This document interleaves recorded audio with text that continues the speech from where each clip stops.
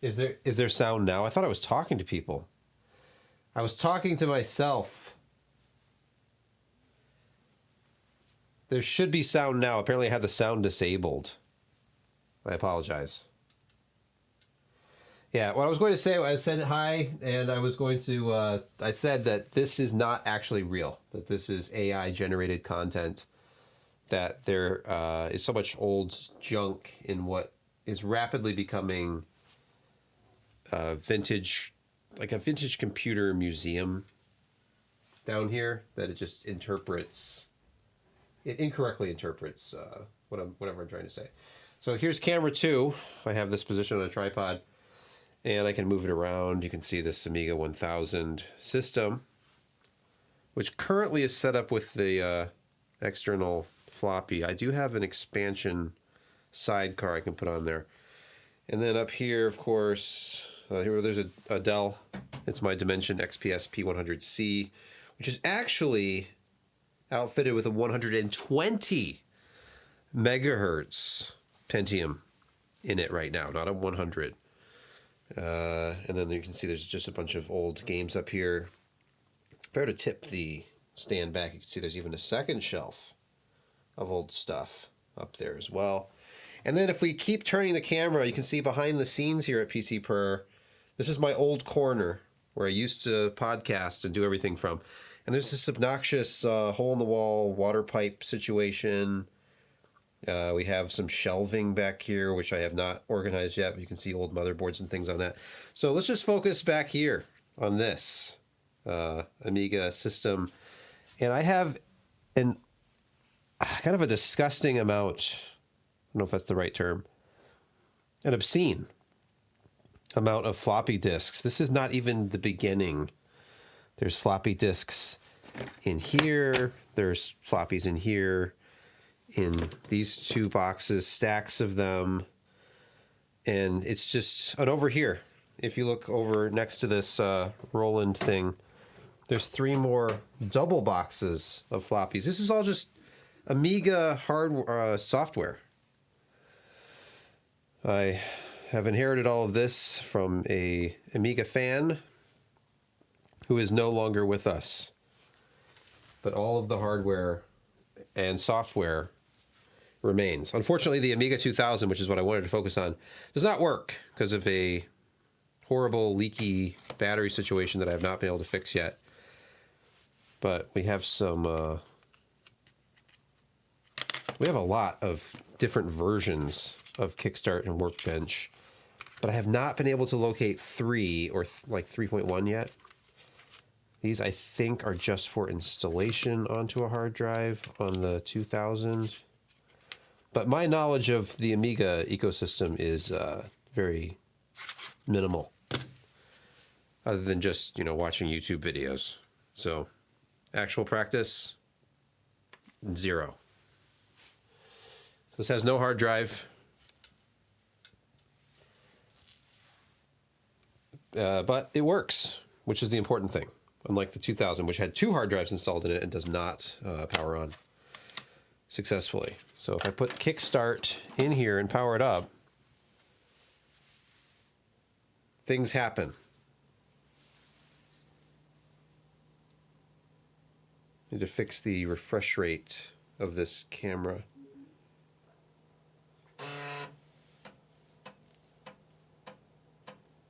Let's see.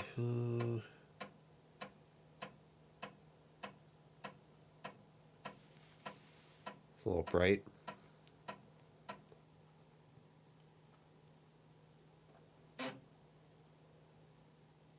Okay. Still very flickery. Faster? No. I need one of those in-between refresh rates, I think. This might end up being kind of a wash if I cannot get a consistent non-flickery refresh here. That's even that's flickering. That's only 15. I guess this one's kind of okay. Let me try camera 2. Maybe that one's better for non-flickeriness. That looks better, but it's dim. So maybe I'll just use that one. for the, hold on a second, sorry. We'll just go to this split screen. I'm hoping that Brett will be able to join us, because Brett is the Amiga guy in our group, and he knows a lot. But I can also pick the brains of those in the chat. And also, this does not have to be some kind of weird, half-hearted, like, retro stream with a system I'm not familiar with. We could do something else, and depending on how many people I can get to join me, we could have some kind of an entertaining discussion, or we could do a Q&A. Let's, for now, I'm going to reduce the brightness on this camera so you can actually see the monitor.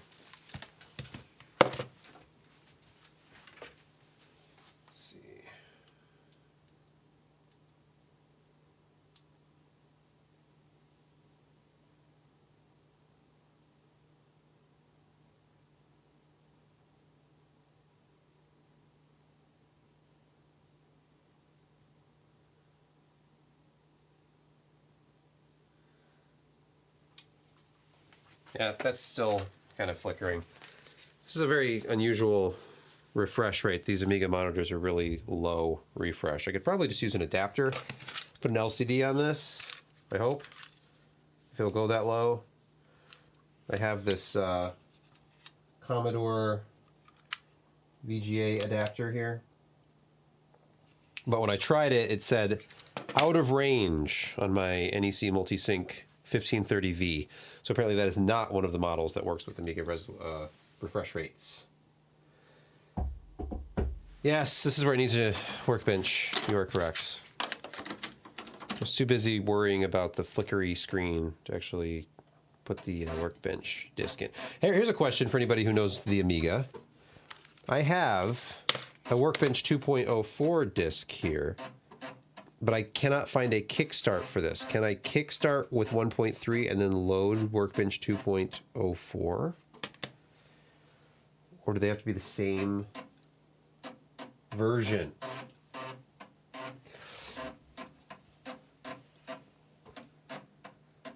I do not know.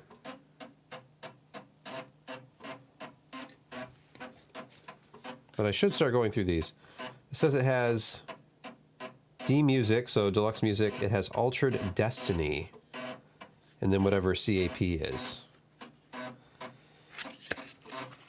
There's Altered Destiny. TM.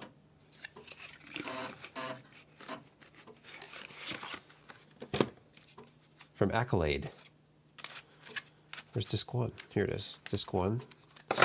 For the Amiga 500, 1000, 2000, 2500, and 3000. Sorry, 4000 owners, you're out of luck. You can't play Altered Destiny. Actually, if you have an Amiga 4000, then you're probably a very wealthy individual. Where's... Oh, there's deluxe music. Okay.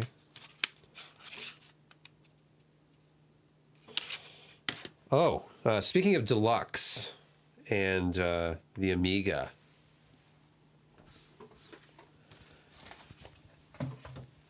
We have Deluxe Paint, the legendary program, an actual retail copy. I don't know if you're familiar with the long box stuff.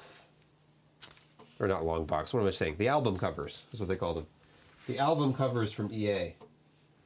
The idea was treat developers like rock stars. Give them albums for their software. Put the developer's name on it. So this is one of those early Electronic Arts titles. So you actually had what looks like a single, like a EP, but they're floppy disks in it. And here begins the saga of old floppy disks, too. Because the first disk does not work.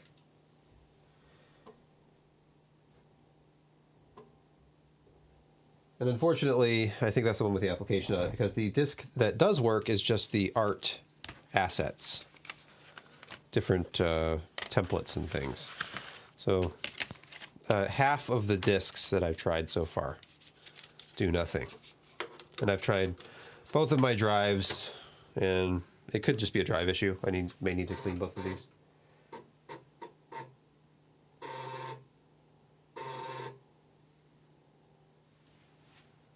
Okay, that was a read-write error on this floppy. I think that's all I ever get from this one. The other one will load the art assets. I was also very disappointed because I paid $50 for a retail Amiga copy of Lemmings. And, it looks brand new, except for, well, there's some slight creasing at the top here. Really nice condition. Has the original paperwork and everything inside, both discs. And neither of them read anything. They it shows there's data on them, but nothing shows up in the file browser. And I don't think this one requires a newer version of Workbench to run. I think 1.3 is new enough. That's another thing I don't really understand. Is there like stuff that's Workbench 3 reliant or something? Anyway, so far it's been a disillusioning experience to finally get my hands on an Amiga and start going through some of the software that I've been holding on to for years because I didn't have one to test it in. And now that I do, most of my floppies don't work at all. So, but the floppy drive does work with a lot of these, and there's also a sidecar. There's a very interesting RAM expansion.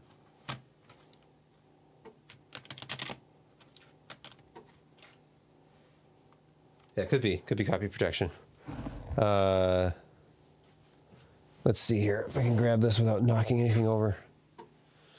So one of the things I got with this is the Pacific Cypress Expander 2, which is not focusing for some reason.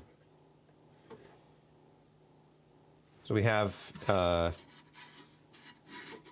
there's an expansion slot on the side. I have the cover removed.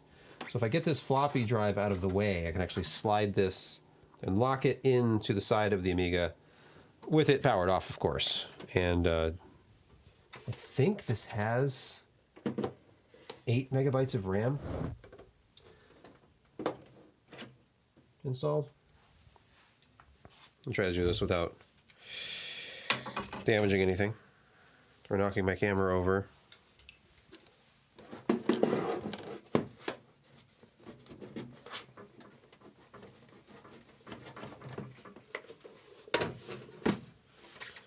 Okay.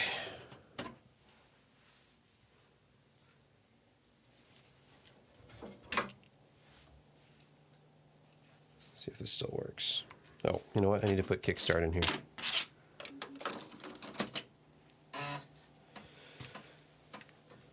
It has its own workbench, but this disk did nothing for me when I attempted to put that in after kickstarting it the last time. Okay, so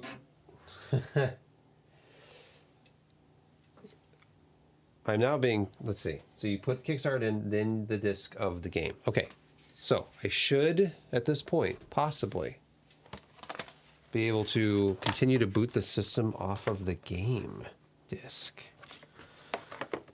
This is fascinating.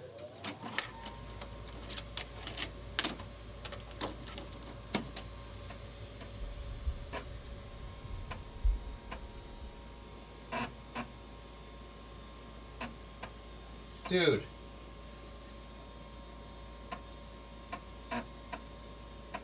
Barry Schuler in the chat. Thank you. I had no idea what I was doing.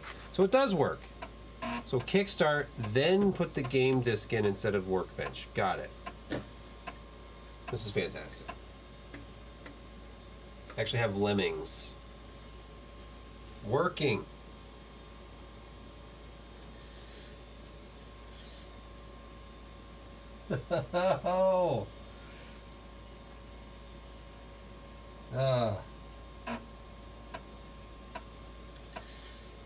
And now that this game is loaded, the refresh rate of the monitor seems to be behaving itself for this camera a little bit better.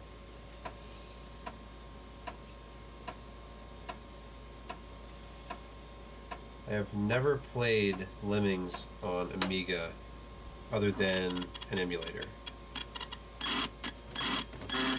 Okay, that's...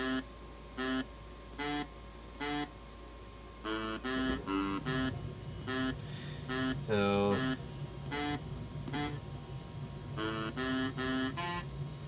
Seeing some glitching here. And the audio seems to be half... This monitor only supports... Oh, there's something wrong with the monitor? Or the game crash. Uh-oh. The monitor only supports one channel of audio. So... Yep, software failure. Here's the Guru meditation screen. Okay, well... I'm farther along than I was, at least.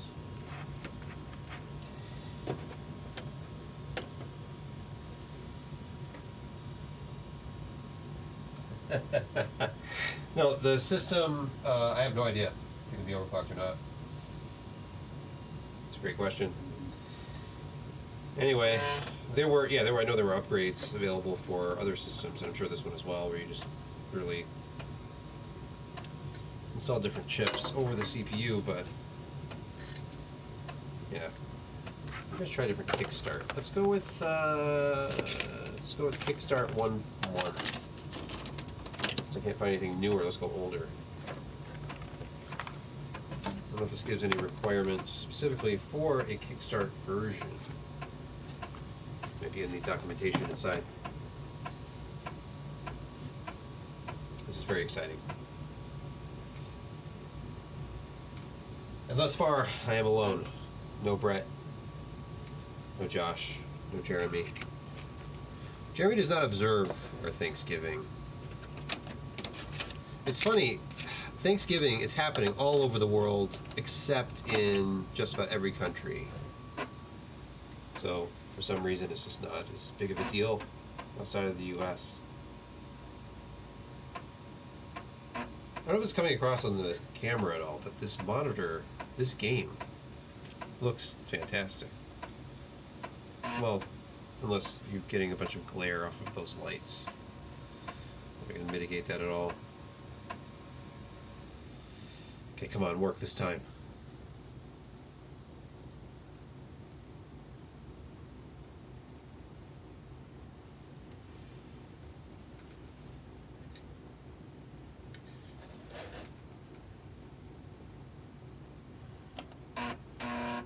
Trying to just go straight into the game. Of course, it's not focusing now. Let's move the focus point.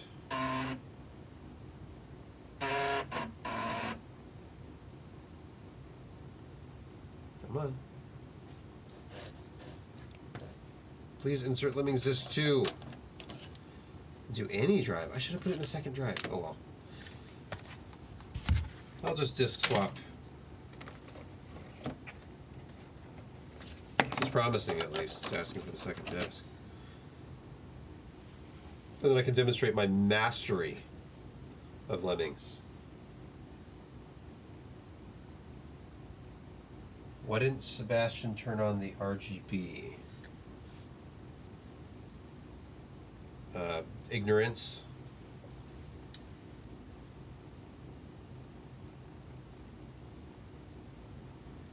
Oh, press plus one already. Yeah, sorry. User incompetence. Okay, I'm trying to adjust the geometry of the screen capture. Okay, not looking that glitching. It might be the RAM expander. I might have to boot this up without the expander installed. Yeah, it's... come on.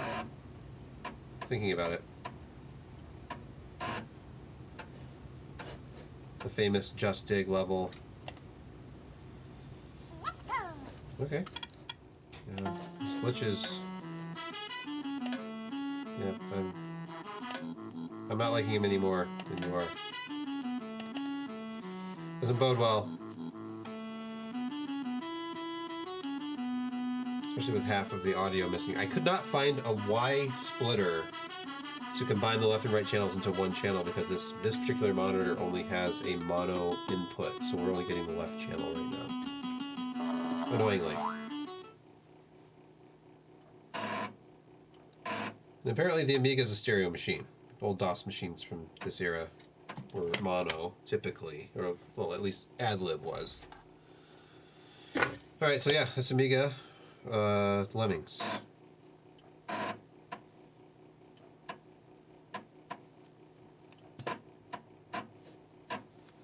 One of the greatest games ever made.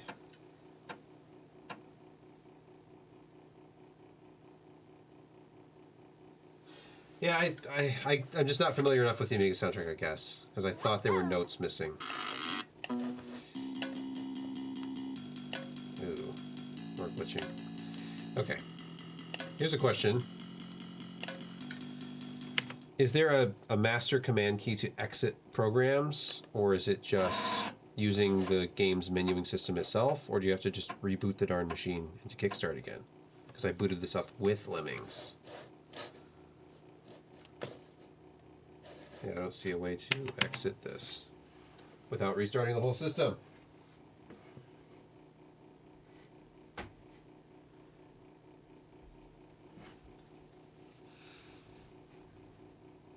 Alt F4, yes. Yes, let's look down on the keyboard of the Amiga system. Now, this is actually a very valuable keyboard, apparently. Even though vintage hardware has come down in price since the insanity of a couple of years ago. An Amiga 2000 keyboard, and I took this apart and cleaned it thoroughly, had every keycap off and washed and all that stuff. I didn't do any retro brighting. First of all, it's not yellow, it's just kind of a grayish color. But second, I've had bad experiences trying to retro bright things, and I can't make myself do it again. Anyway, Amiga 2000 keyboard. If you look these up on eBay, they're like $300 to $800 for just this keyboard, depending on condition. People claiming they have a new one. There's one on eBay, at least as of a couple days ago, for $899. It's like, you're not seriously trying to get $900. You can buy a whole Amiga 2000 outfit with accessories and the keyboard and mouse for that. So, it seems insane. And here's the tank mouse.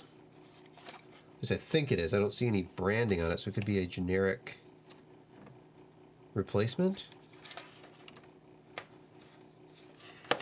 The ergonomics leave something to be desired, but it definitely works, which is something. Well, let's go out to the other camera again.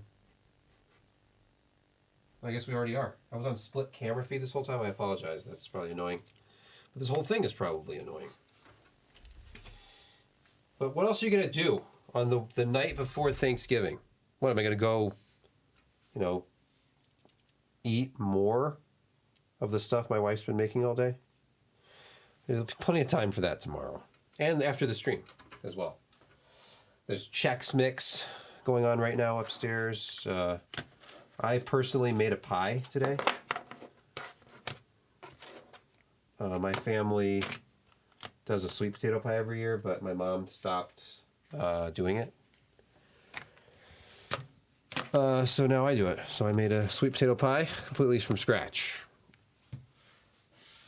I know that's impressive. I've got 72 people watching this. It's insane.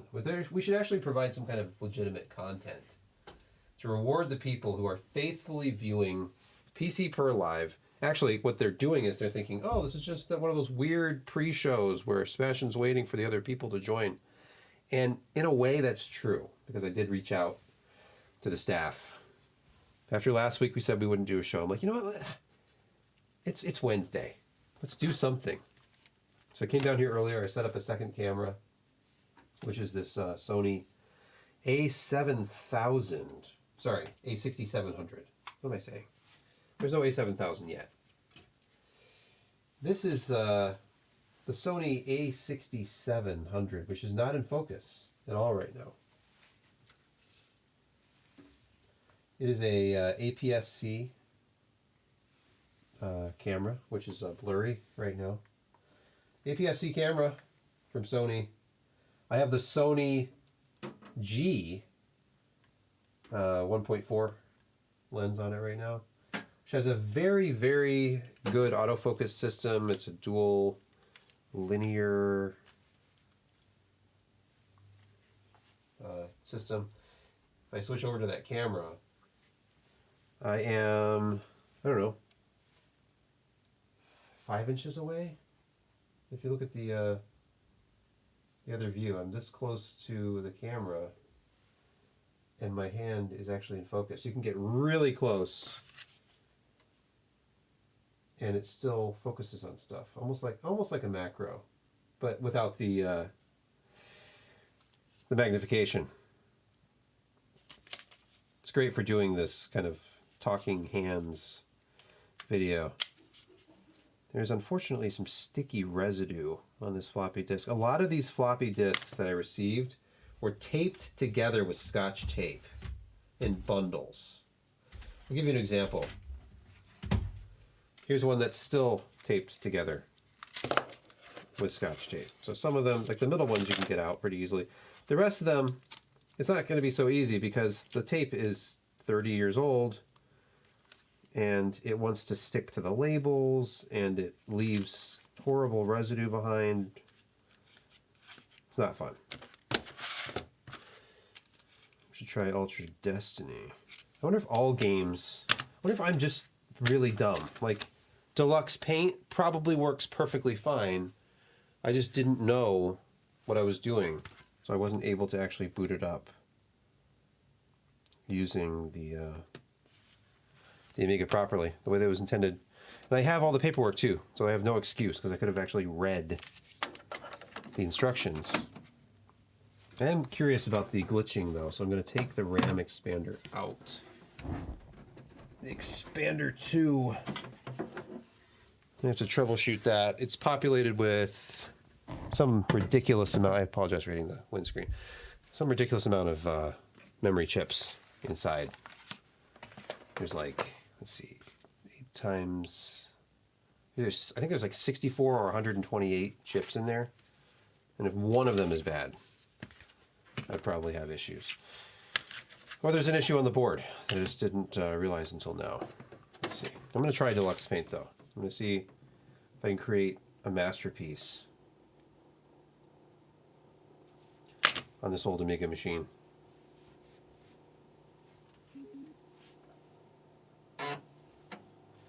The one thing I've been able to do to successfully get old tape off of things is heat, but I don't use a heat gun. I have one, but it gets way too hot and it's easy to singe things. You can burn right through the paper, so I just use a hair dryer and I put it on the low heat setting and just wait and just slowly pass it around and around the affected area, and then I'm able to peel off the tape. Even from paper like this, if there was packing tape on this from, you know, careless packaging, like people will take things like this and tape them closed before they ship them to you. Just work at it with a hair dryer and you can generally peel it off without damaging the paper.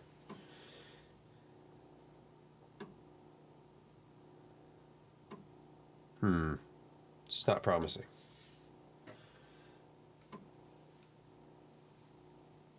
Just booted up to a prompt.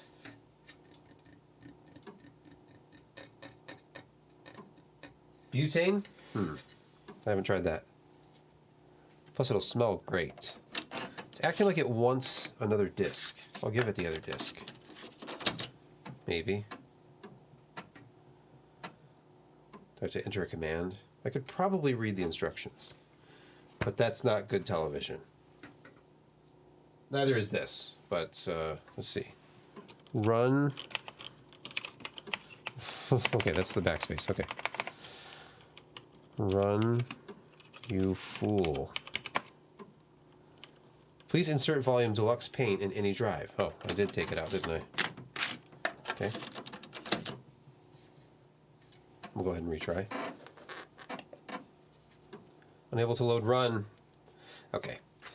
I don't think I need to demonstrate any more clearly that I have no idea what I'm doing.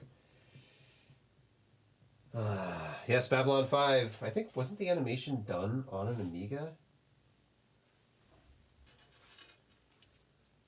If Brett joins us, I feel like we should revisit the Amiga situation, but it may not be all that compelling to continue messing about with that. The only thing I need to do here is plug in the monitor, and then this thing is set to go. It's a fascinating device. This is my workhorse DOS and Windows 98 machine for non-3D applications. Let's see, what can I unplug?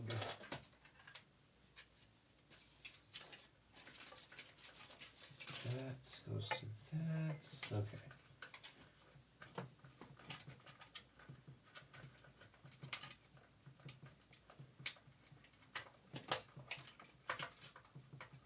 Need a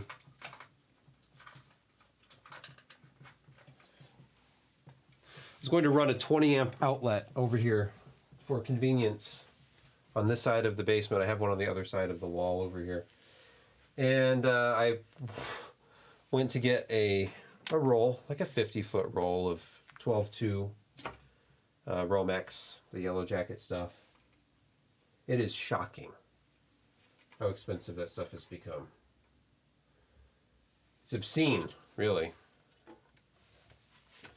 Okay, let's find a good spot where this is not in the glare. Okay, so start this up. What? That's not a good sound. Those 3 beeps, is there a memory issue?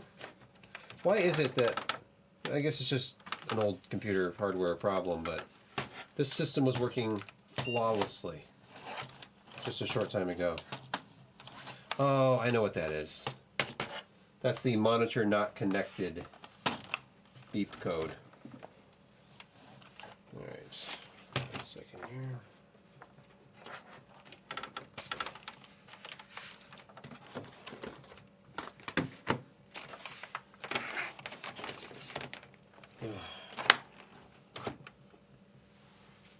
Someday.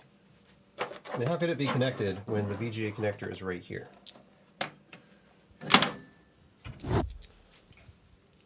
The real question is, did it actually boot successfully? Probably not. All right, let's get the monitor connected. And now actually power on the machine properly.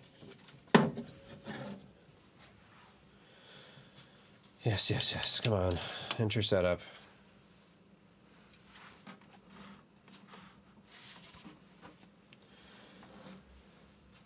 Hey, look, it found the AT API device successfully. And let's raise the ISO. Okay, as you can see, 120 megahertz. I can't believe it remembered my settings. This, when the BIOS gets reset, because it's unplugged, typically it will not see a secondary drive. And I have been confused before because I swore I set up CD-ROM correctly in config.sys and autoexec.bat, and it still wouldn't show up. And it turns out it was just disabled in the BIOS. Okay, Alt-B to reboot, and this should bring me up to the Boot Magic screen. Because rather than deal with DOS and then Windows over DOS, I just have a separate DOS 622 install and Windows 98 SE install. Insert bootable media into appropriate drive. Darn it! My drive isn't in here. Oh my goodness. Okay. I have one of these in it, and I can easily swap out the drive from the back panel. And I don't have the drive installed.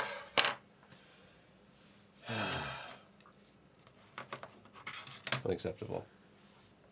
Where is it? Slot A, yes. Let's talk about some more reasonable hardware here. Here's the microphone that you're listening to right now. Doesn't sound very good when you're far away. Slot A, processor history time. AMD, they wanted to be cool, like Intel. Let's go to center fixed focus position here. Raise the ISO, so this is bright. This is only a 700, I believe. Yeah, I don't know if you can read that or not. A 700 MPR24B. I believe this is a original Athlon core. I don't think it's a Thunderbird. I can't remember though. I can't remember if A signified Thunderbird or not. I think it is not. Here's a still sealed Athlon XP. This is the 2400 plus. My first AMD system was an Athlon XP 1600 plus. I don't remember if that was even, I think it was 1 gigahertz. 1.1 maybe, 1.2. Here's an Athlon. This was the fastest original Athlon ever made. This is the 1400. With performance enhancing cache memory on there. Retail box. These are not easy to come by. Although the last time I saw one, it was surprisingly affordable. It was around $100 for a sealed one. This one is not new, but at least it's all here. You can see that the heatsink has been used.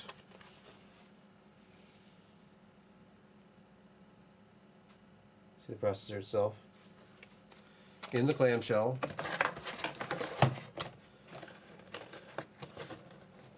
Someday I will build up an Athlon. Although I did try an Athlon build with this, and that's when I discovered, to my chagrin, that even the fastest, like the most powerful, best quality titanium power supply on the market today is just not going to be enough for one of these. Because you have one of these and, say, a 9700 Pro, both taking obscene amounts of 5-volt power. And modern power supplies, even the Be Quiet 1500 watt that I have, their highest end, has 25 amps on the 5-volt rail. It's just not enough. You need like 40 to do a system build like that. So, unfortunately, I haven't done it because I need to find an old power supply with like a 40 or 50 amp 5-volt rail from the days when that was standard. I'm gonna see what's on this drive just for fun. So I don't know where my I do know where my 4 terabyte drive is. It's upstairs. But I will get that in a moment. Maybe there's something useful on this.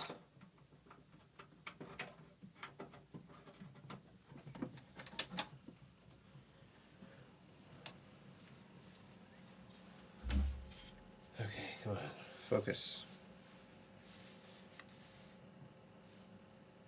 Be careful, you can damage the edges without a cooler. It might explode. Well, that's true, yes. Who was it who did that test? Which may or may not have been sponsored by Intel. Was it Tom's Hardware who did the test where they showed running the processor without a cooler and it started smoking? Like, yeah, but Intel, they have a system in place with thermal safeguards that will keep it from happening, which is a little misleading. Oh, look at this. No CD-ROM driver installed, no mouse driver installed. This is a bare bones. This is a completely bare bones install of DOS. With some 386. Yeah, the 386 bench folders on here. This is stuff from Phil's Computer Lab. Oh, change directory. Okay. DOS bench. Let's look at Top Bench. Let's watch that run. 285. That's out of focus. All right, enough of that. Let's look at 3D Bench. Superscape. Look at that performance. Incredible. 25.0 frames per second. It looks higher than that. I think this is an error. That might be 250 frames per second. This is seems like it's running a lot faster than 25. 3D bench for faster PCs. There we go. Version 1.0C. See what we get here. I don't know, so it looks pretty damn fast. 111.5 frames per second. That's right. Okay. Well, I need to get my other drive because this is embarrassing. Let me check the old comments here. Any questions? I see Josh is in the comments. Yeah, it was Tom's Hardware. Thanks, Josh.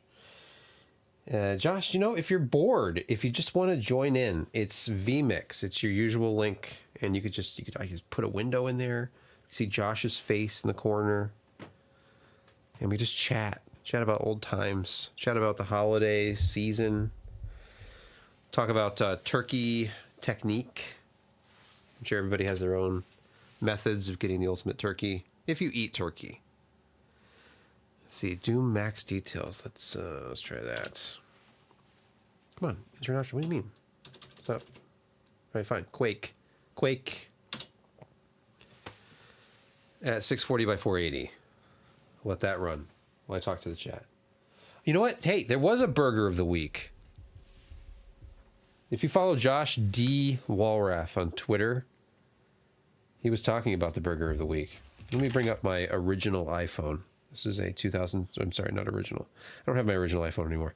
2017, the original iPhone X, or iPhone 10, which I'm still using 6 years later because newer iPhones have come and gone.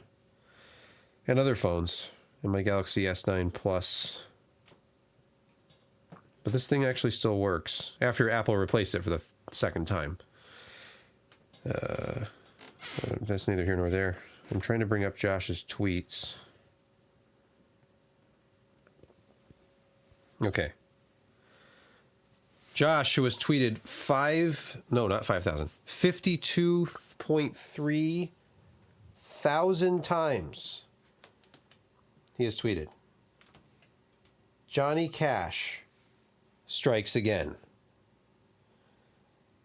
Look at that, the Johnny Cash burger. Typically on the podcast, I would zoom in and then zoom in some more and then zoom in a little bit more. Show the texture. You can look at the cheese. You can look at the hot Cheetos that give the Ring of Fire its name because of, you know, what happens after you eat it. Those fries look pretty good. They have a little bit more seasoning on them than usual. It's like 3D. It's like 3D. Who cares about benchmarks? Look at this. If this was a benchmark, this would have been like number one. I want to render the Johnny Cash burger.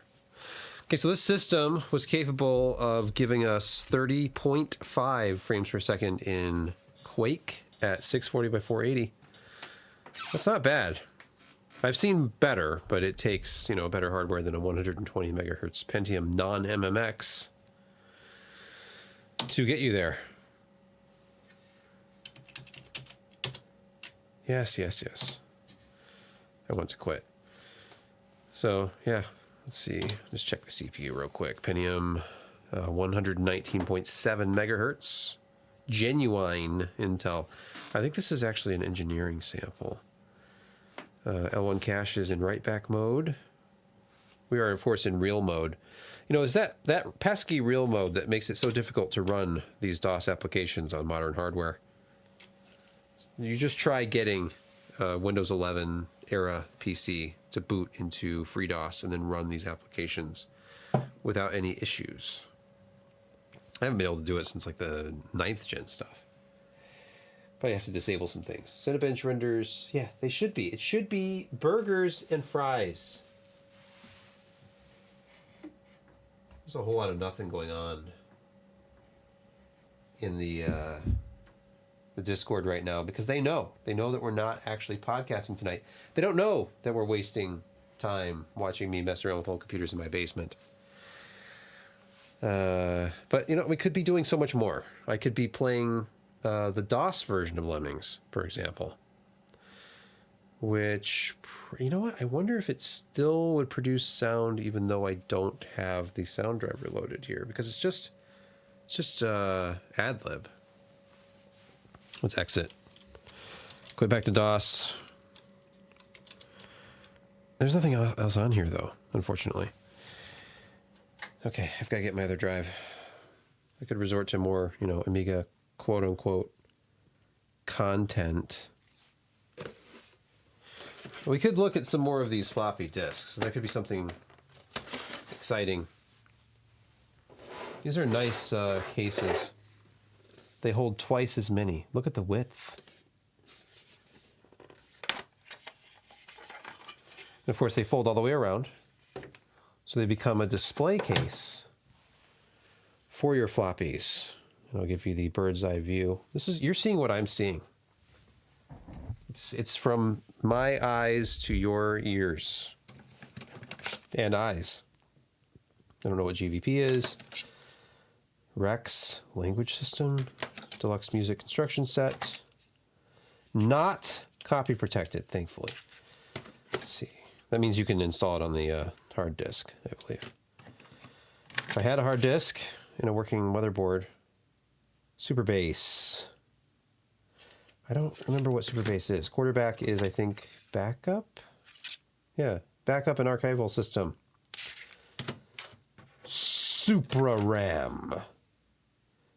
There's one of these cards in the Amiga 2000 that currently has a dead motherboard. An 8 megabyte. Distant Suns. Deep Sky Objects, level 1. Expansion disk for Distant Suns. The PAL booter? Whoa, whoa, whoa, whoa. This is a thing? Run PAL games on your NTSC Amiga, 1 meg chip RAM required. I don't think this one has 1 meg chip RAM, but the 2000 does. If I get that working, I did not know you could run PAL games on an NTSC Amiga. That is fascinating, because as you would know, if you're an Amiga fan, or say you just watched LGR videos for the last 12 years, it was desirable to get a PAL Amiga because so many software titles were over in the PAL region. And typically less expensive to buy, too, over here. This is gold, maybe.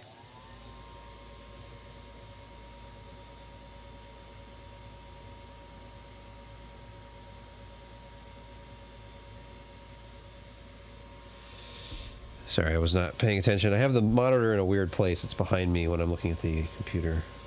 And now you can hear my obnoxious furnace running. I need to come up with some kind of acoustic separation for the podcast area. Make a soundproof wall between me and the Amiga. I'm sorry, me and the furnace. What happened if somebody attempted to run PAL games on a DSC? Well, probably nothing. I just don't think it works right. Or it plays at the wrong speed or something. It's just like 50 versus 60.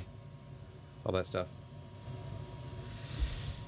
Okay, well that was a find. The PAL booter. If only this thing had 1 meg of chip RAM. I guess it's a 1000. I thought the others only had like 256 or 512.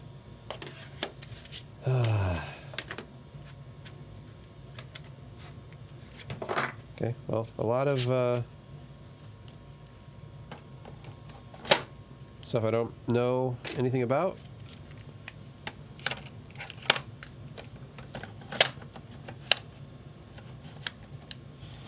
That's just one. That's just one of the 3 of these. And there's even more that I haven't shown. It's just insane how many discs there are. Let's see, this one actually says what's in it. I can't read. DPaint 4, ProDraw 2.0, ProStream fonts, Deluxe Video 3 bonus. Okay, this sounds like more like content creation. Yeah, fonts. The Amiga web browser. HTML Heaven 2.0. Here's Deluxe Paint 5.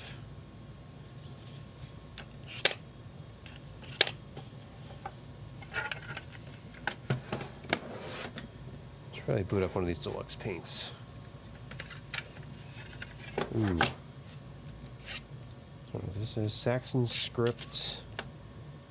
Fonts. Maybe this might be interesting to somebody, but probably not. Move on to, I guess that's it. That's it for those. Okay, well, should probably see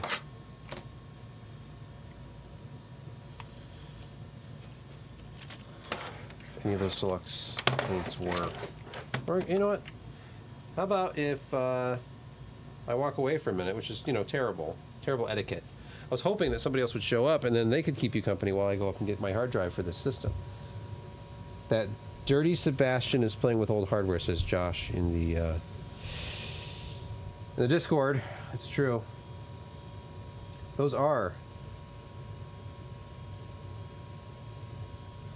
nice little cases. In fact, since we're talking about floppy disk storage cases, let's go on a journey here. Now, people like me, heathens like me, keep floppies in boxes like this. I have several Sony boxes with floppy disks in them. And also I have these little cardboard boxes you put together like tiny banker's boxes, but they hold floppies. But these clever people created these things. It looks like an ordinary plastic box. This one apparently has Conquests of Camelot in it, among other things. But you open it all the way around, and it displays the floppies. You can easily go through and look at all the disks within. Like Bard's Tale 2 Destiny Night, which is not in focus. And Conquests of Camelot. The search for the Grail. I love these old Sierra discs with the picture of the mountain. It's lovely. I have Conquests of Camelot for DOS. Up here, you can just see it next to Robin Hood, pointing to it. An early game. It looks like an early game. It sounds like an early game, but it does have sound at least, and color graphics. And it wasn't text-based. You actually got to click around and stuff. Or was it the arrow keys? I don't remember. I should try Altered Destiny. Or something else. These are interesting. I was looking at these briefly. This Vista Pro. It's like an early form of like VR, almost like real estate VR. You pick a location. Here's like San Francisco Bay Area, for example, and you pick a spot on the map, and then it renders the kind of the street version of it in 3D using your Amiga hardware. Like a really, really slow, old offline version of Google Maps Street View, I guess. Workbench 2.04? No, that's not in here. But there is SAS.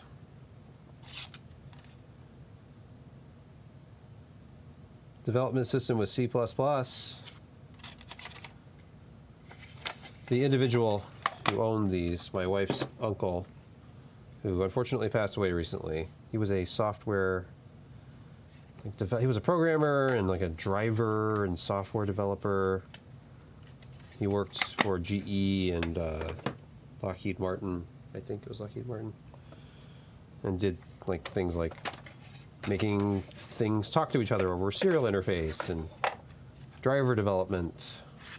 He was on the Boeing 787 team, actually, that created that plane.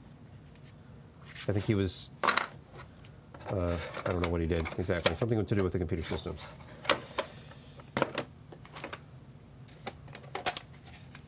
And definitely all in on the Amiga over the years.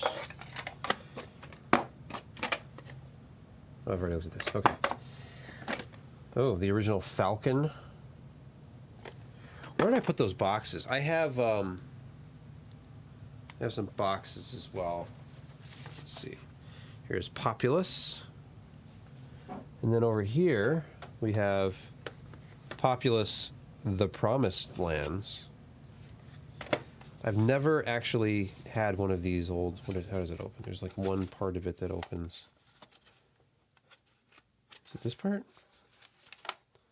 You have to be smarter than the case to open it, I think. And I am failing there. It's one part of it. It's like a giant oversized cassette case. Here's the seam.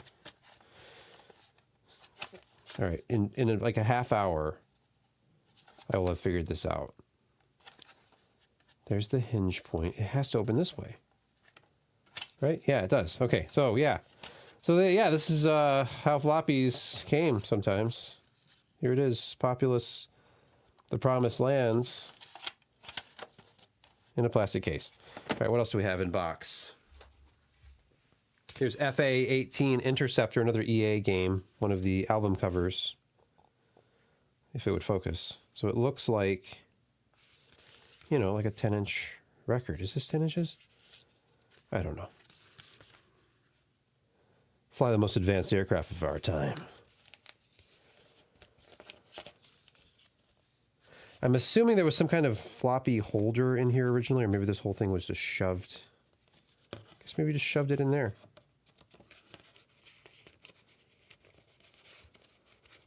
I will shove it in there. There you go. Perfect. And the paperwork, if any, would be inside the front cover. Oh, this one has a code wheel. Is it a code wheel? Oh, yeah. Yeah. First time I ever saw one of these was The Secret of Monkey Island, but apparently there were a lot of games with code wheels long before 1990. Seen some late 80s software with these things.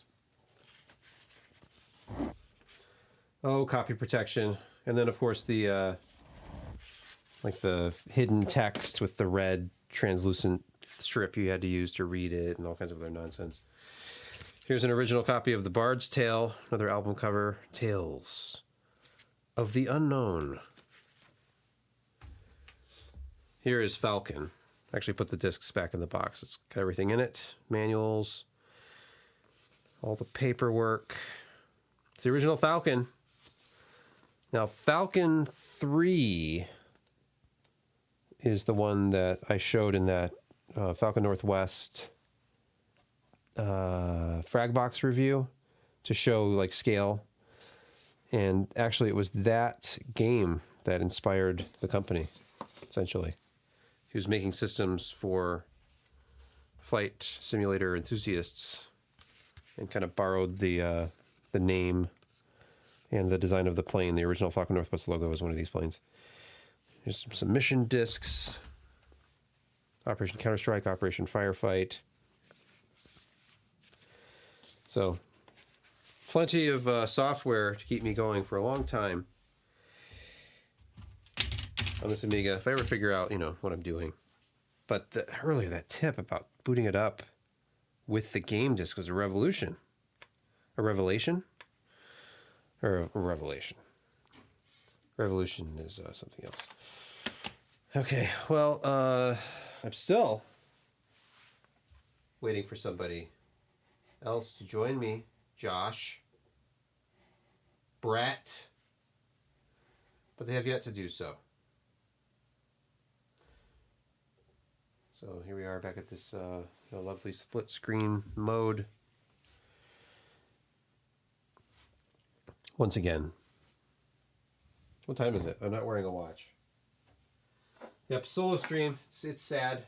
It's I guess maybe it's not sad. I don't know. Let's zoom back out of this a little bit. For the maximum width.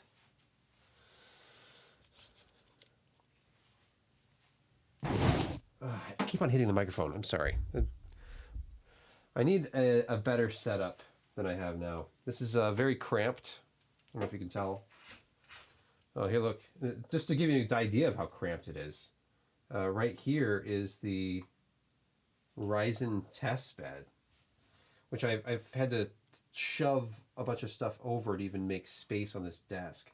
This desk is about 50, no, not 50, like 47.5 inches wide. But it's wider because I have another one butted up against it in an L configuration here. These are just IKEA tables with adjustable legs. And yeah, there's a 4090 hanging out. There's a old Samsung 4K monitor for benchmarking purposes. These stick-on panels are supposed to help with sound, their sound or whatever. It has helped a little bit. I guess it doesn't sound quite as much like I'm in a bathroom now as it used to, so that's a plus. But yeah, I just take you on a tour of this space. Now, the most embarrassing thing about this whole setup that I have never shown on camera before intentionally, and I don't know if I should even show it now, but you guys watching the stream faithfully. Oh, thank you, Wayne. Good Lord. That this is worth even $199 is astonishing. Thank you for that. You're about to see something that I've never intended to show anyone before. When I moved into this house, this corner of my basement had previously been turned into some kind of like office or recording studio or storage room or something. And for some reason, they had painted the floor red. They painted the concrete basement floor red, but only in this one corner. And I tried to get it off. I used paint thinner and other things, and I managed to get some of it off, but not all of it. So if I point my camera straight down at the floor here, first of all, you'll see that I have some old desktops and software on the floor, and there's that Falcon Northwest Talon. But look at this floor. It's like blotchy red. There's quite a bit of red left there, and then here some of it came off. But so I'm going to get a rug. I was thinking of getting an indoor-outdoor like patio rug and just putting it down under this space so I can actually take video. I can have shots of something down here and not be ashamed of this horrifying floor. It looks like it has blood all over it. Maybe that's what they did. They killed somebody down here, and then they used the red paint to cover up all the blood stains. Or it's just blood. It's just blood stains. I should just put a rug on it. I agree. So yeah, okay, I've shown you the floor. We've looked at floppy disks. We've looked at this old Amiga 1000.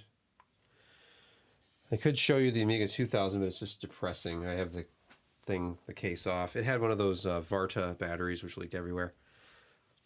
And it makes me sad. I forgot to open this earlier. I have a Coca-Cola Zero Sugar, formerly known as Coke Zero. It's in a can. It's still sealed. It's factory sealed. I don't know if you're aware of this or not, but I live in Michigan, and in Michigan we get 10 cents deposit. Every one of these empty cans is worth a dime. Every 10 cans is $1. And this has been that way ever since I was a kid, so it actually meant something in the late 80s to take, 10 cans into the local store, because you could buy a couple of candy bars for $1 or, something else.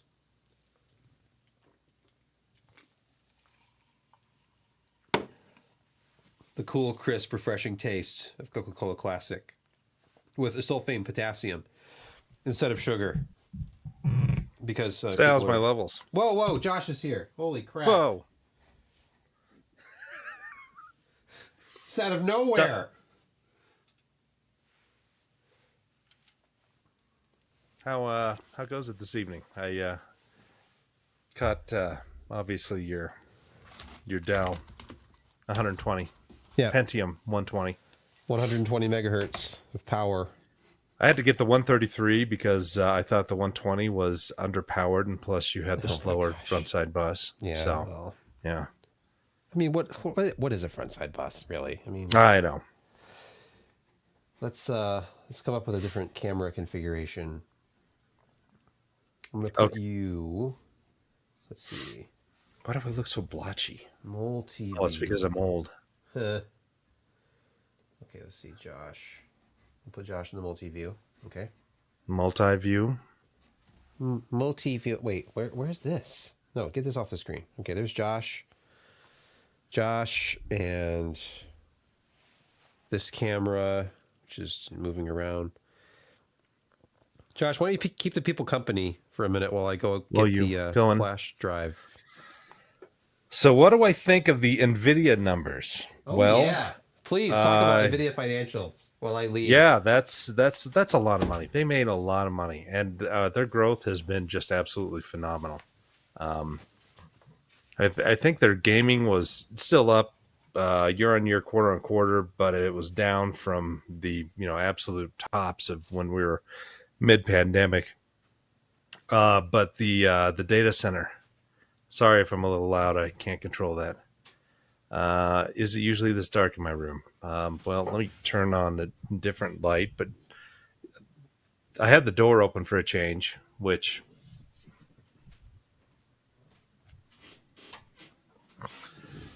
a little bit better.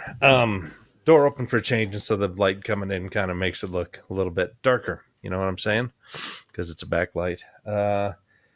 Yeah, their data center was just exploding. When they can sell a GPU for $50,000 a piece, and the wafer cost is about $20,000 to $23,000 for a wafer, and you're getting probably 15 out of that wafer of that size, and hitting the yields. Yeah, I'd have to go through my wafer calculator and bring that up, but they're making a lot of money. I mean, their net was $9 billion. AMD's not making that in revenue. I mean, they're getting up there. AMD is, but they're not $9 billion. So, people say, people need to stop rewarding NVIDIA for price gouging. Well, in consumer stuff, it's not as bad. And, the rumors are that the super stuff's coming out, and they're going to totally redo the whole pricing of the they're keeping everything from the 4060, 4060 Ti, and 4070. But above that, the old 4070 Ti is going to be gone. The 4080 looks to be gone, and they're going to have the supers. And they need it badly. They need a price adjustment at their top end dramatically. The RTX 4080 apparently has not sold nearly as well as they were hoping, for obvious reasons, because $1,200 is too much for that. So yeah, they looks like they're getting adjusted down. AMD's doing a good job. Their 7700 and 7800 XTs both are selling well, especially now that the 7700 is widely available and a little lower price than when it was introduced, and the 7800 XT is just a really, really solid card. Yeah, so we'll see. We'll see what and AMD's 7900 series. I think that they don't officially have a price cut, but you're going to be able to find them here at the beginning of the year, probably around 700 for the 7900 XT and sub 900 for the 7900 XTX. Because the interesting things are going on is, of course, I guess Dell is limiting the 7900 series from going to China as well.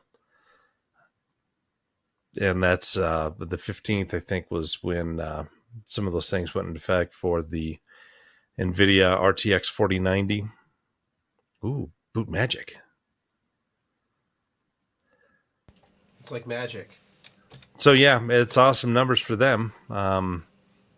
the gaming is not their moneymaker anymore. I mean, they are no longer a gaming company.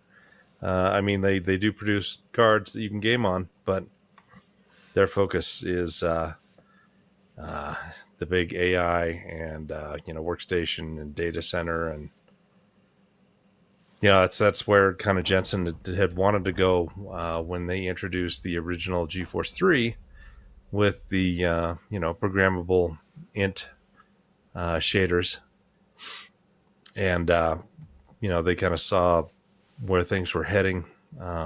They started to invest in more GPU type stuff before that was even GPU. And once they went with up to 32-bit floating point on their DX9 parts, and it gained a little bit more momentum. So what you're saying is that Jensen was a visionary, right? I don't know about visionary, but he knew that the world needed high performance chips that could do more things than just CPUs, and having massively parallel compute units that he can get off the ground by selling to gamers, and that will help fund his data center ideas. Then sure.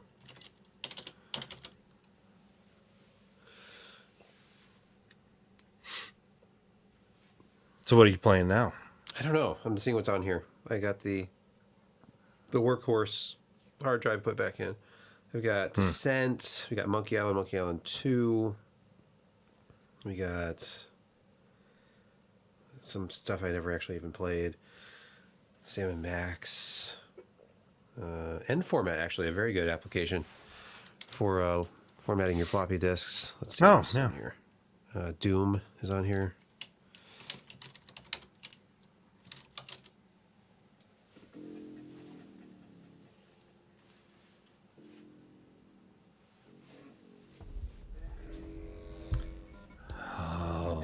When I played Doom the first time, it was on a computer without a sound card. But it was still great, wasn't it? Yeah, then we got one and we were blown away by the music and the sounds, and all sprite based. Well, kind of 3D. It's like 2.5D.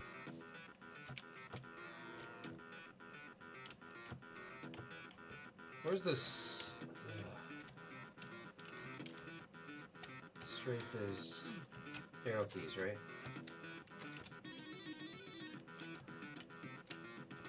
I don't know.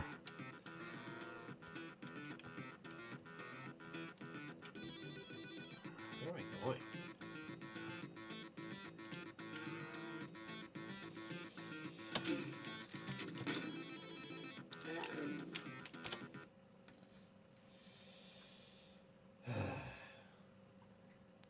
Is that a high mem warning? What is that? Oh, it's or is it a just, license? It's the like the shareware screen. Oh, okay. Order 1-800-ID Games, id Games. Id Software. Brett's Hey, here. it's Bront. Bront is back. All right, let me add another person. Evening, gents. Hey. Is there not a three? There's not a three-person view? Wait, is there? No. Phoenix is so limiting. Let's put Brett, Josh, and then I'll put this Camera 1 and camera 2. Yep. Camera 2 can just be the PC per logo. There you go. How come they're all different sized? I don't know. You can make a little time for this evening. It looks like you're going to have some Amiga fun, so I definitely wanted to be able to join in. I need to get some Amiga advice from you too, because I was having some issues earlier. Hold on a second here. Let's resize this.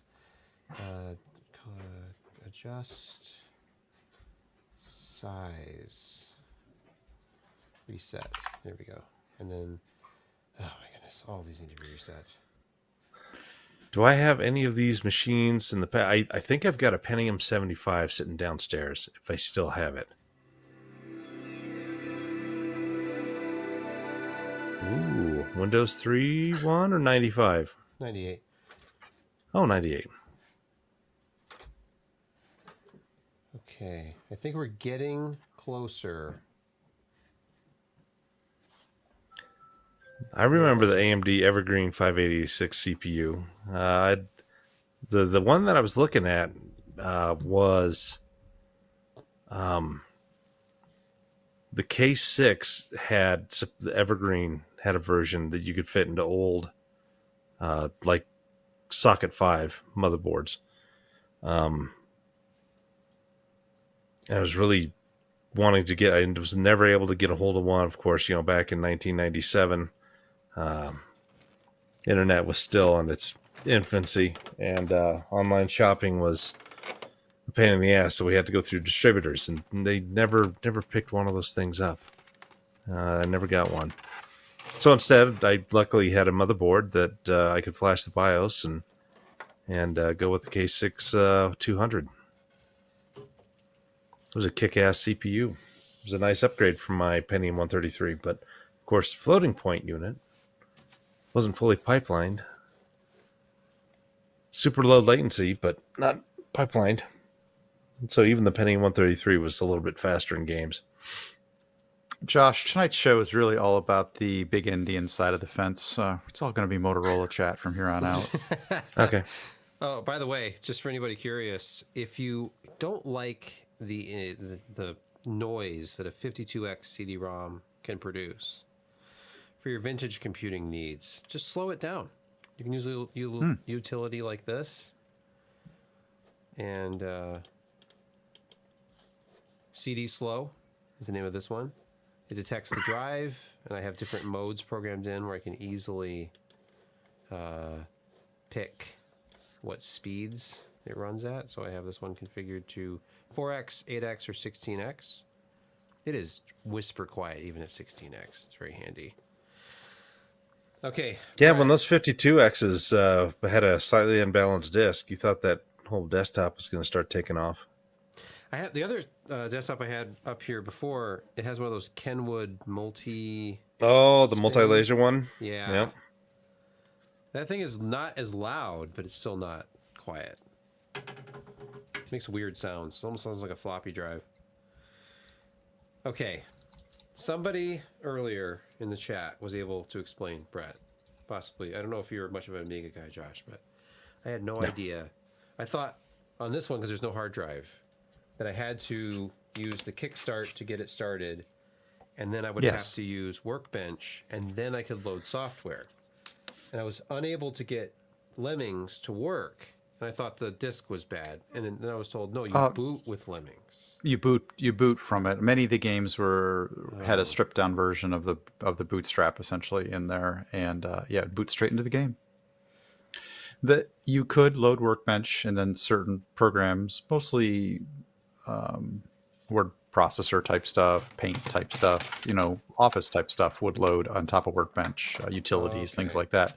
But most games, especially commercial games, were bootable straight from the floppy. Okay. And they were actually somewhat sensitive to the floppy drive itself. Sometimes they use the certain effects of the native floppy drive versus third-party drives that didn't always work with all games. It was that kind of era. Okay. Yeah, we liked it. No, we didn't like that very much. I could not get Deluxe Paint to work, but I think it's just this copy, because there's two floppies in here, and one of them has it's just called Art, and it has templates and things. But the main program disk, there's an error, and it will not read it. I believe we just called that D-Paint, but yeah. Oh, of course, yes. Yeah. When you were on the scene, it was D-Paint, yeah, of course. That was as a scene member, it was just D-Paint. Did you ever make any demos or anything? Were you a member of any of those hacker groups? If you actually went and looked at the Fred Fish archives, you'll actually find some of my software on there for doing Amiga IFF 24-bit and 8-bit graphics conversions into other file formats. Nice. I actually added it to the original XV source code as well. I reverse engineered the Amiga image file format, file exchange, IFF. That's what it was called. Huh. Invented by Electronic Arts, I believe. And you reverse engineered it. Yes, it was somewhat difficult to do so. Okay, kickstart question. I cannot find any floppies among the ridiculous. I mean, this is not even the beginning of all of the containers full of floppy disks that I've acquired here, including these 3 double width boxes over here and 2 more on the floor that are much larger. I cannot find any newer workbench than 1.3. I guess say 1.3 should be mostly adequate for that era of software. They came out with 1.4 after Amiga sort of went away from Commodore, although they did have some 1.4ish that came out with the Amiga 4000, I believe, or 2.0. They did do some backporting to 2.0. I believe you could run that in the 500 and the 2000 in certain cases. Okay. But 1.3 should be sufficient for most software of that era. I found this 2.04 stuff. Oh, yeah. There was an Amiga, I don't know, I thought I found Workbench 2.04, but it looked like it just installed disks for a hard drive and not actually boot media. But I don't know if an Amiga 1000 would even run like later Workbench. Can you run Workbench 3.1 on a Amiga? Yeah, but you had to update the ROMs. You had to. I don't remember whether all the Amiga 1000s had socketed ROMs. The interesting thing about the system is that, see where it says 1.3, like you turn the machine on and it said, "Hey, give me a 1.3 disk." Well, you actually have to give it a 1.3 disk versus a 2.0 because you don't have the 2.0 ROMs in that machine. I see. Okay. I'll have to see what's actually loaded or what is populated on the board. Because the guy who owned this before, he seemed to upgrade everything, but I don't know if this one was upgraded. He put a lot into his Amiga 2000. That's a sweet CRT.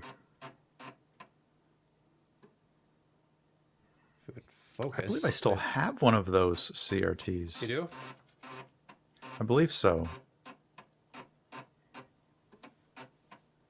Oh, you have the external floppy as well. Special. Yes.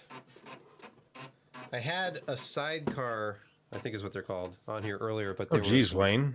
glitching. I was going to ask you about. This is the Expander 2 from Pacific Cyprus, and in here is a. What kind of port does that have on the back? What's the connectivity? Oh, that looks like a Zorro slot. Yeah, it does. So I was curious because this has the slot on the side here. Is it possible to adapt one of these to use a SCSI interface card?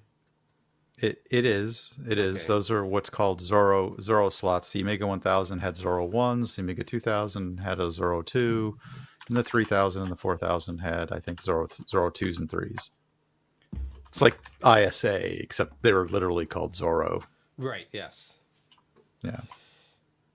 Although, didn't the 2000 actually have ISA slots as well?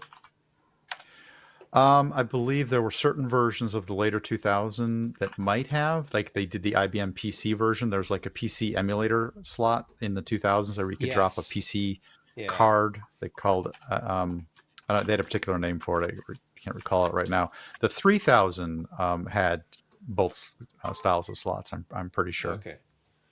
I have a 2000 here I can grab. Hold on a second. You have the motherboard out of it, right?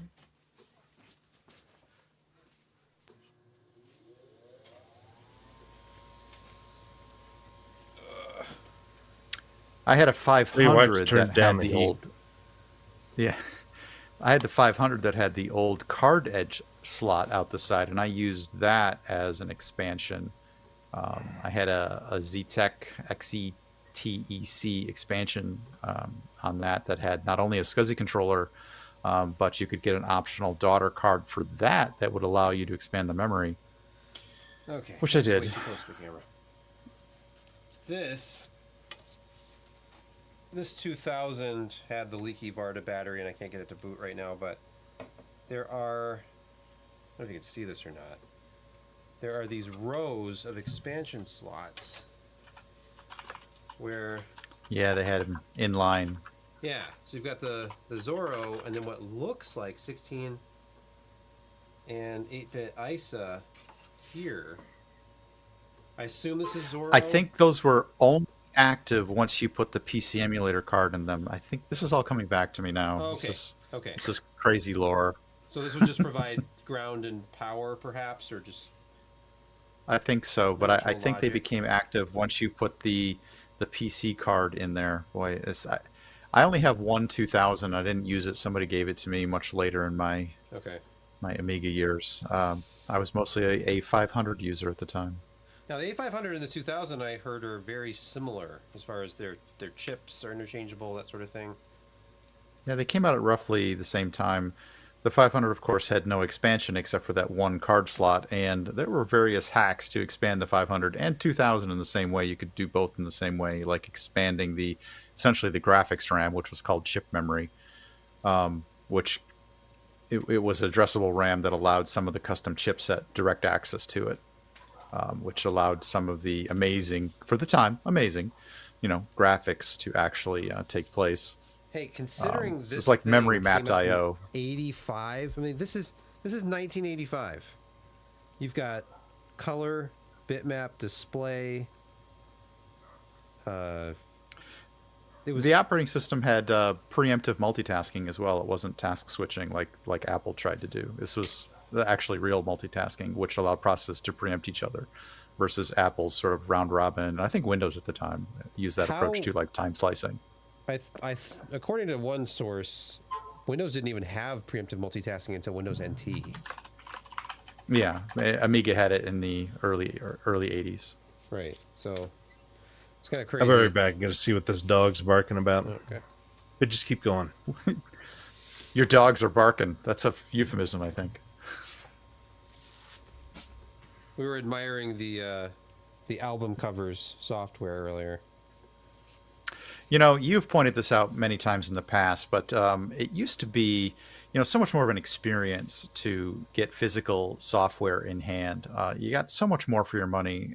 I feel cheated in a way just to kind of download the program. It almost feels like, software has become almost disposable because it's so easy to acquire and dispose of. Whereas the physical copies of the old school software, you really had something back then. This is exactly why limited run games is a thing, because they still want a box. They still want the extras. So if many, maybe not most, but if many games boot straight from their own floppy disks, the usefulness of Workbench to a novice like me is what? Just a launching point for like productivity well, it gets you to the stuff? file system. Yeah, productivity software. Get you to the file system, of course. Writing your own, software, if you will. Lattice had a C compiler on there, so you have you've got utilities folder. You've got some of the basic stuff. They didn't tend to overload it with a lot of crapware. A lot of demos and stuff like that. It was somewhat useful utilities and programs that you put in there. The ability to talk to a modem and things like that. You get a terminal program going in order to get online, AOL, CompuServe, bulletin board systems. Is there a way to actually view the installed memory and specs of a system just from the shell, or? Yeah, but it's like mem or something like that. The commands are way back. This is setting the Wayback Machine to something I don't remember anymore so well. Can I safely plug the keyboard in? Or free or something like that. I used to have a little program that would put it in the see your taskbar, essentially the header bar up at the top. I'm going to tell you something about that here in a second. But yeah, I would paste it up there, and it would tell me how much free memory is left. Oh, yeah, I saw The that cool in thing is that's it's actually grabbable when you have multiple programs running like dpaint or word processor or something like that. You essentially grab the entire screen up there right on that bar, and if you grab it and drag it downward, like you're doing right now, you can actually see the programs running behind in the background. It was an early attempt at bouncing ball demo when they brought the screen up in front of it and moved it down. So you can have like your workbench, your access to your desktop. Essentially, it was on its own virtual draggable display, and all the other programs didn't run window mode. They essentially ran in sort of a stacked mode where you could sort of pull them down and see another program running behind it, and then you could bring that one forward. That those controls in the upper right hand corner there allowed you to kind of flip them back and forth, and you could sort of page through the programs that were running.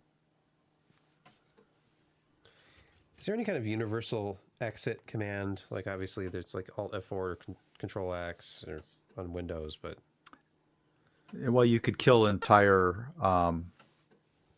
could kill entire running programs. Kill? Jeez, Oh, I see. No. There we go. Yeah.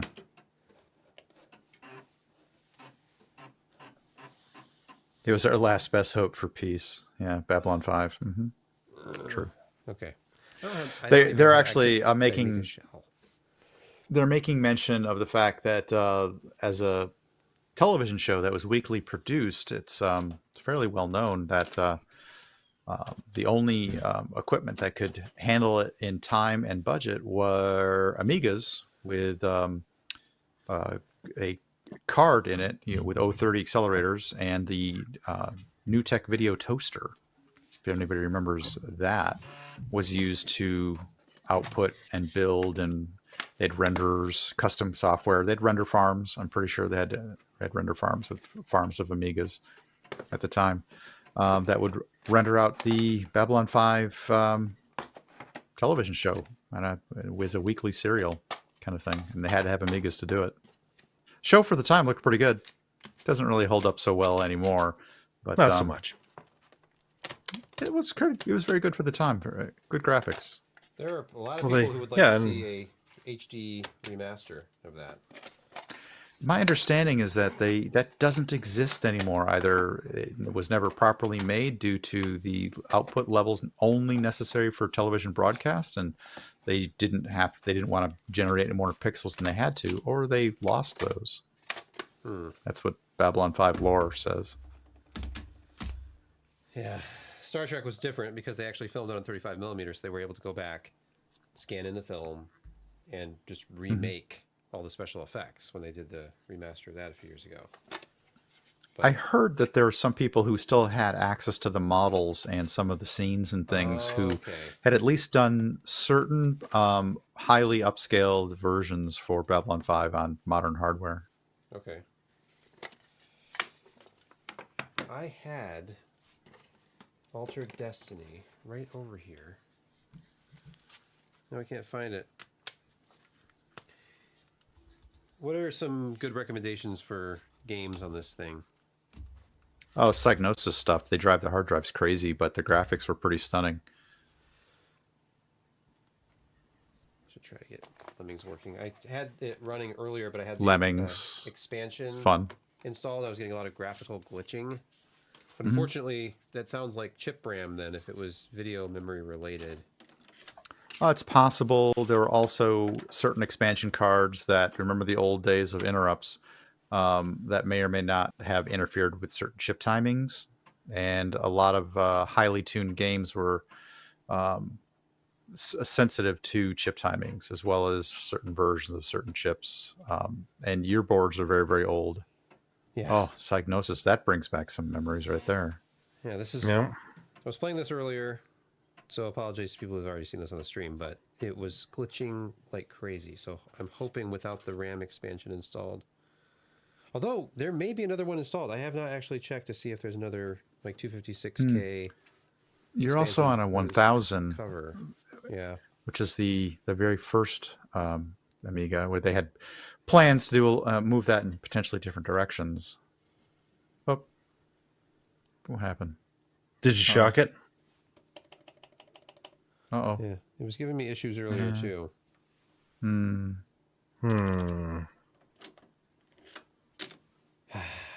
Old hardware.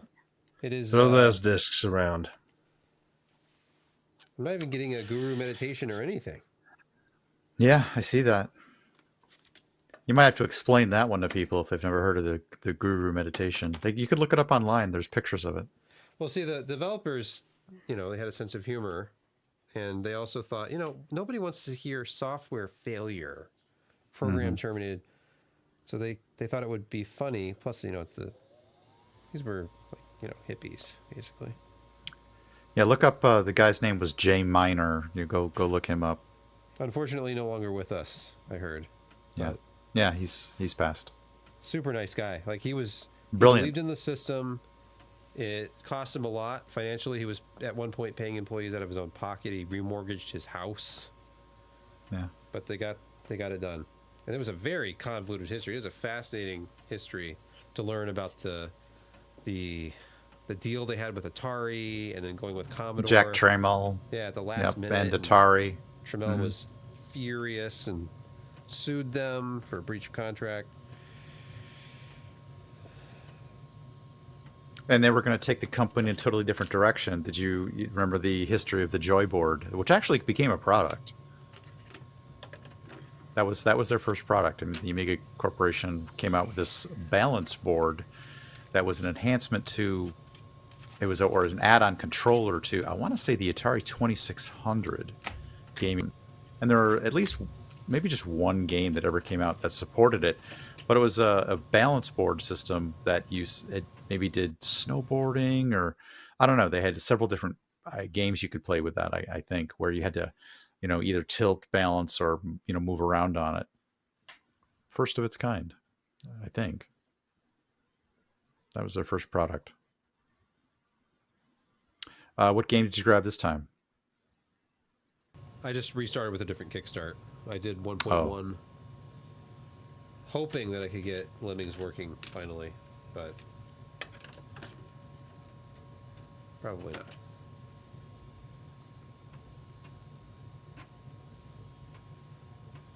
And then I turned off autofocus so it won't keep going blurry.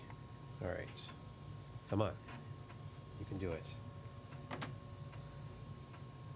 Psygnosis made some pretty good games back in the day. Mm-hmm.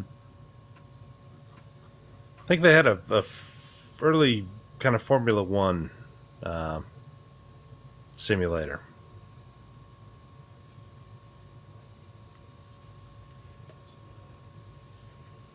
Burger review. Yeah, it was the Johnny Cash burger. It Flamin' Hot Cheetos, jalapenos, a fiery buffalo sauce, pepper jack cheese. It was fantastic.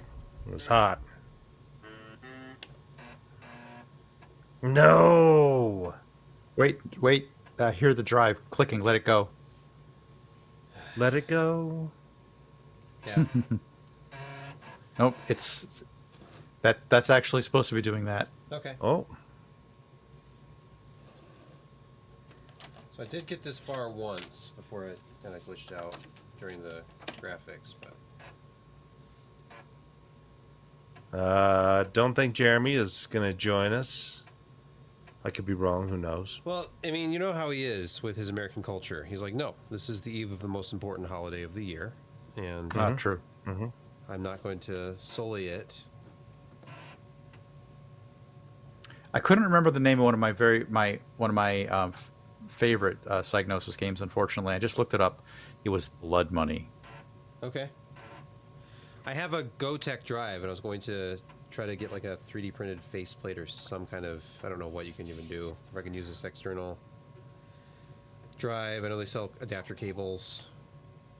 But For games, oh my gosh, let's go. This is so classic. There's the glitching.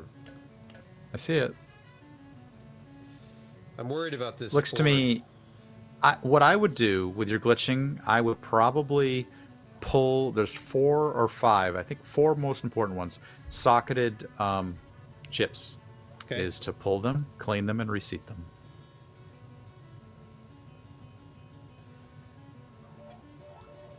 I gotta let the dog in.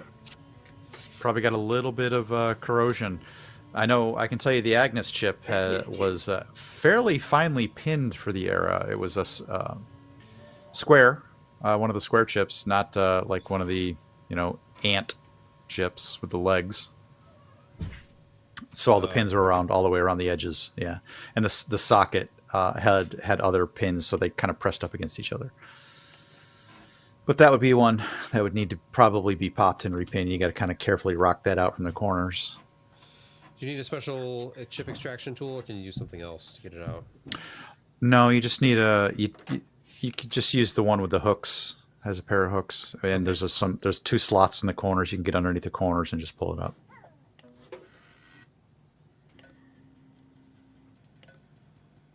There's some more glitching. Okay.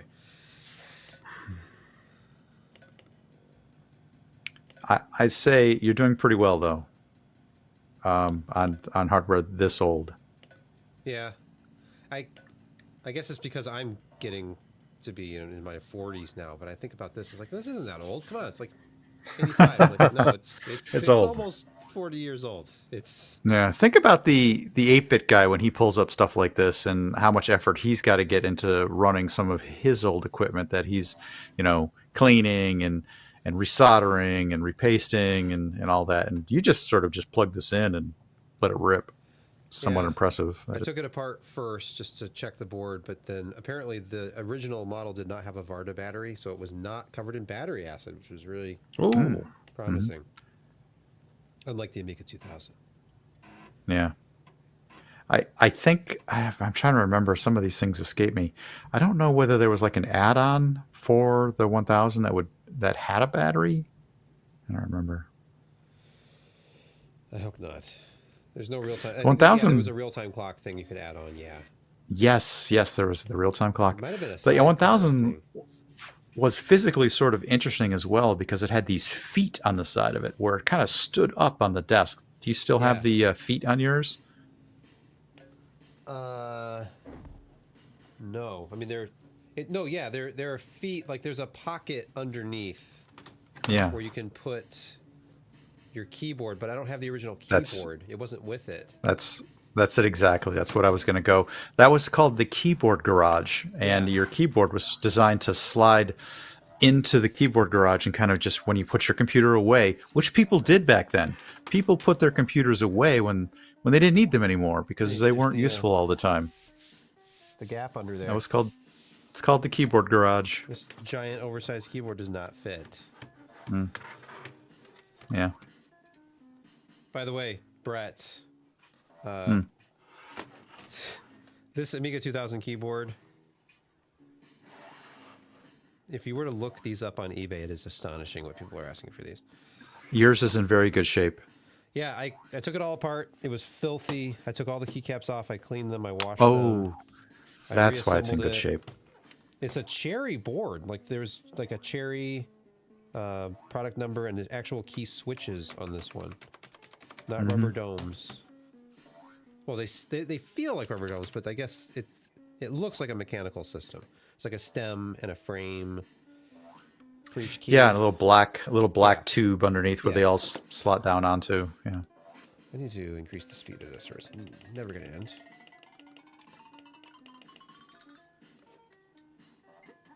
Oh my gosh, I so remember playing this many hours. Gotta blow these guys up. Uh-oh. I think it's the next level. I'll stop at the next one if it's the one I'm thinking of, but it's deceptively easy. The sound of that hard drive seeking. They actually used the like going past the end of the disk head knock timing in order to implement some of their crazy anti-piracy schemes. That's actually the whole reason why they do that. Yeah. This is one of my few games on DOS where I have to have the floppy in the drive, even when I have it installed in the hard drive, to play. Oh no, this is a different level than I was thinking. Oh my gosh, Christmas Lemmings. I remember that too. I remember when that came out. And there was a couple. There was Xmas Lemmings, and then there was... I can't remember what the other one was. Slightly different levels, though.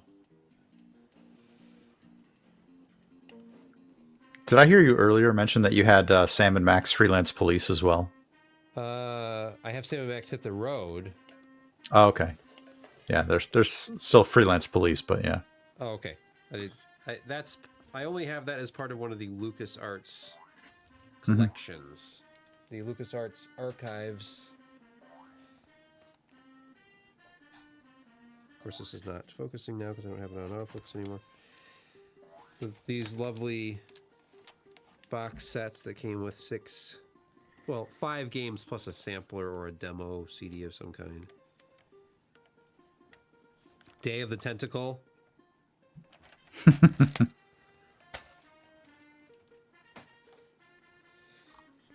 After messing around with this system extensively and not even understanding, the basics of, booting up the system with a game disc, and then having the 2000 with battery acid all over the board, and I think the emulator path is a sound one. I think a Raspberry Yeah, you're Pi. probably true. Yeah, I mean, no, there are versions. Another thing that really kind of was really ahead of the time, which we don't recognize so well, is that there were 4 or 8 voices on there for sampled and built-in sound. You could sort of double that up. It was incredible sound when so many other computers of the day could beep, out of the box. This was nothing you had to add, and made some decent sounds. And some of the demos that they brought out from the European demo scene and things of that ilk really showcased some crazy stuff that you could do in the graphics wise and sound wise. It was pretty fun to watch and listen to. I feel like the PC side didn't even get close to that until after the ultrasound launched, and then I feel like there was a lot of demo scene that revolved around that hardware, because they finally, you had sample based audio in DOS, but that was like 1991. That was many years later. So, but this definitely showed people like what was possible, and they're like, "Oh my gosh, we should be able to do that." I think, or it was a natural evolution of what was happening, anyways. But this system and the Amiga environment was definitely one of the first. Is there a way? There's no way to exit Lemmings, is there? There's no. I believe you had to turn the system off, if I remember correctly. Perfect. Hmm. I thought I was doing something wrong. It was not easy. It was like a mix between an early television side game system and a computer. Whenever you played this sort of stuff on it, remember popping out cartridges? People were used to that idea. Turn the system off, pop the cartridge out, put a new one in, or load up a different drive or a different CD. Those were barely, there in the 90s, maybe late 80s.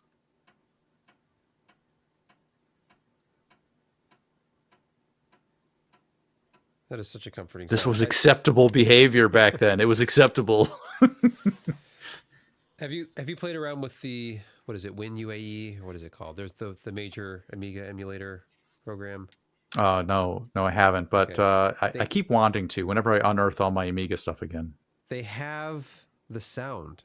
If you have it enabled by default, it makes the sound, and it has the appropriate loading times. You can turn up like 200% load or whatever, but you can.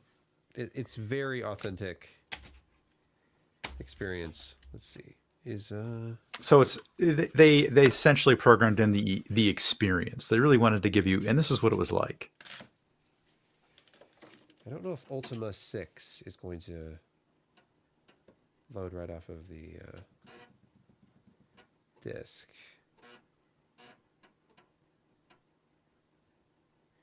Amiga DOS. Oh, it does. Okay. Floppies. Oh no, I've got to insert a blank formatted disk. Now, it's going to make Don't copy that floppy. If I had a second one, if this is connected, it is connected. But it was DFO. That's the one. That's the internal one, right? And DF1 is the external. Unfortunately, that is correct. Yeah. Okay. Well, disk floppy 1, disk floppy 0. I don't even know if I have any blank formatted Amiga floppies. I probably do. Well, that's fun. Remember, kids, don't forget to flip your "Do Not Write" window closed. People don't even know what that means. Yeah, they think this is the save I icon. I do. It's like, oh, you 3D It's the printed save the icon. save icon? That's cool. Is that a coaster? Yes. Unfortunately, yes. Part of the voice really sold that. Yeah, that's cool. You printed the save icon. Let's zoom in on this. As you can see, the write protect mode. This is protected, right? It's And then open is it's unprotected, right? Or no?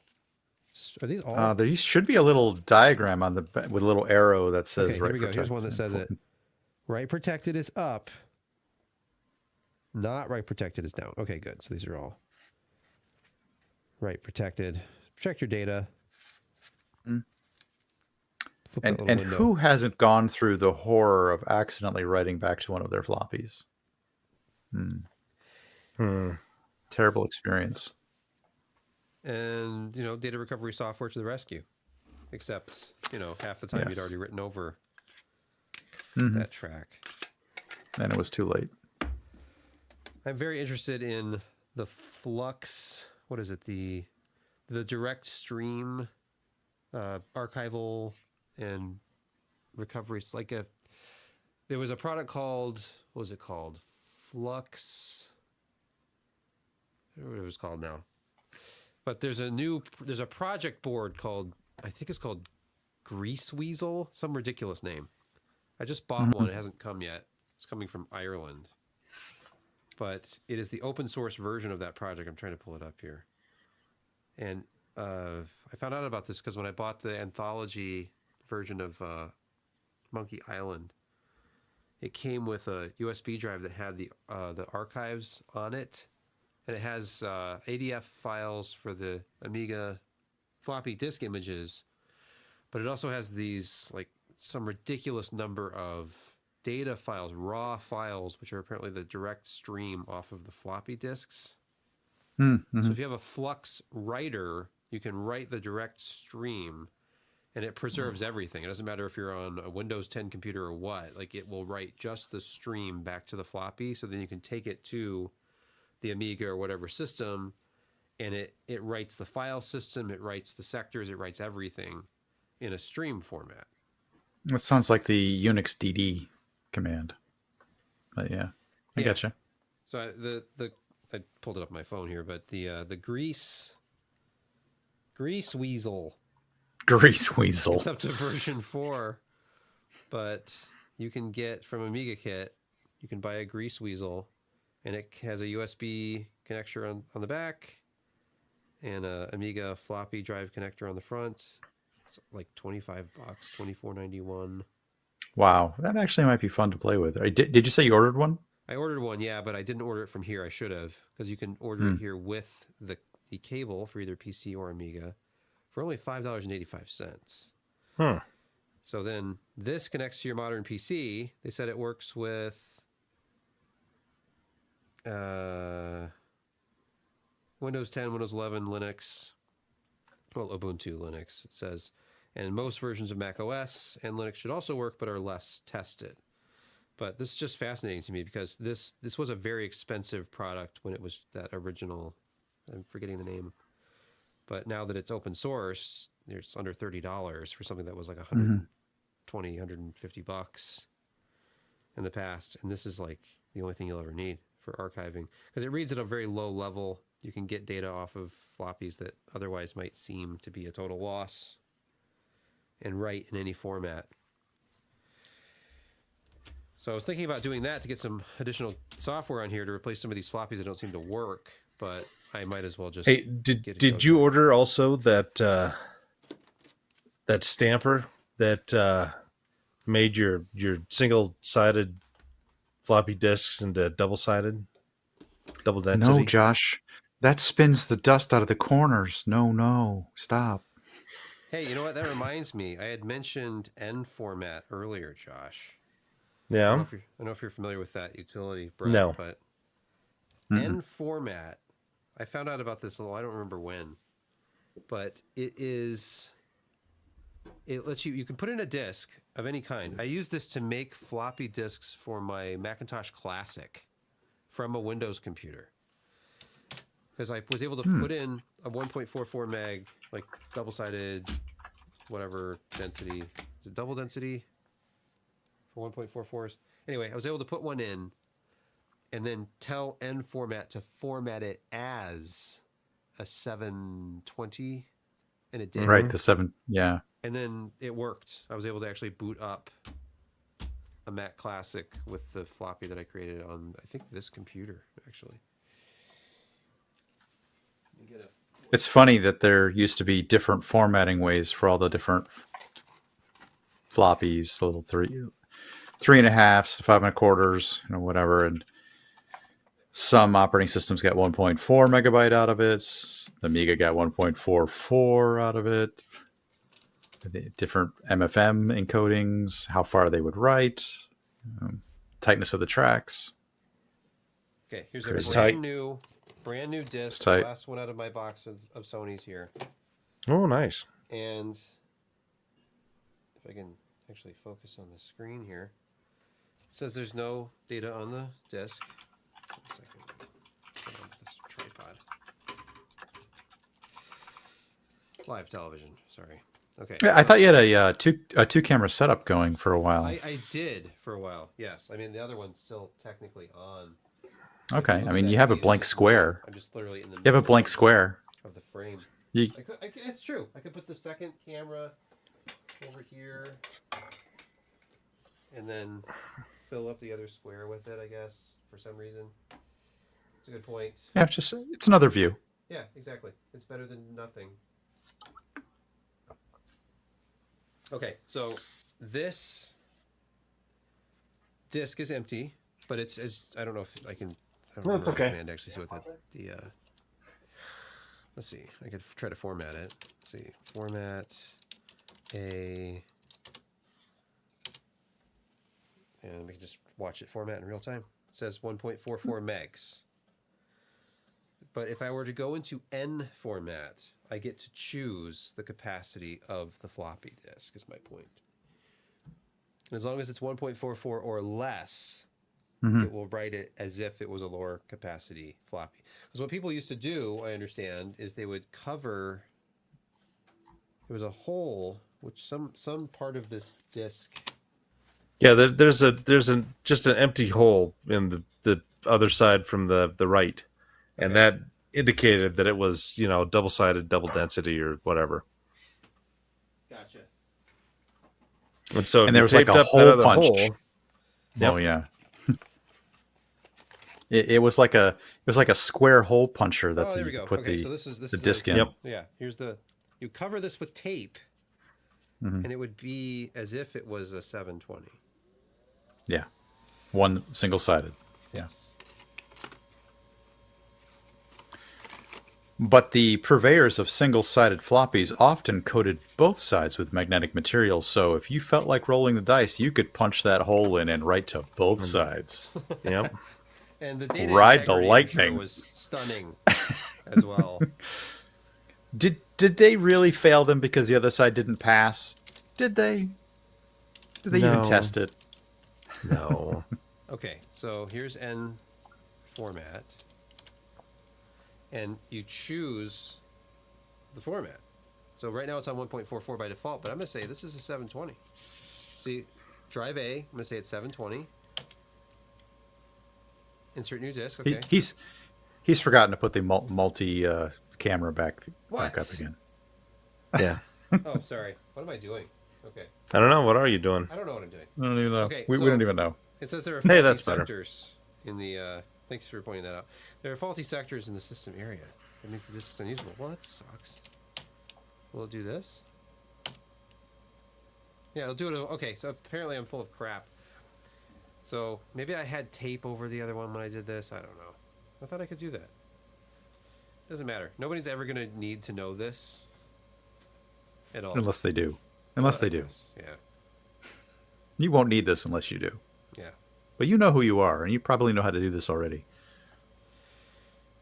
But it's comforting to know that it's verifying every track as it goes through. You know, it's end format. All right. Well, that's that.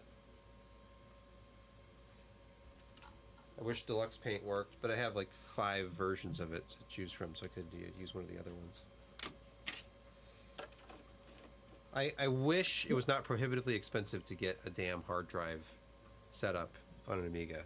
So Deluxe Paint, I mean, I probably have some, but Deluxe Paint was one of the ones that would either do 16 or 32 colors, which doesn't sound like a heck of a lot.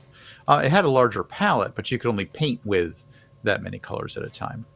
The Amiga had this, then that was using the standard graphics modes of the Amiga.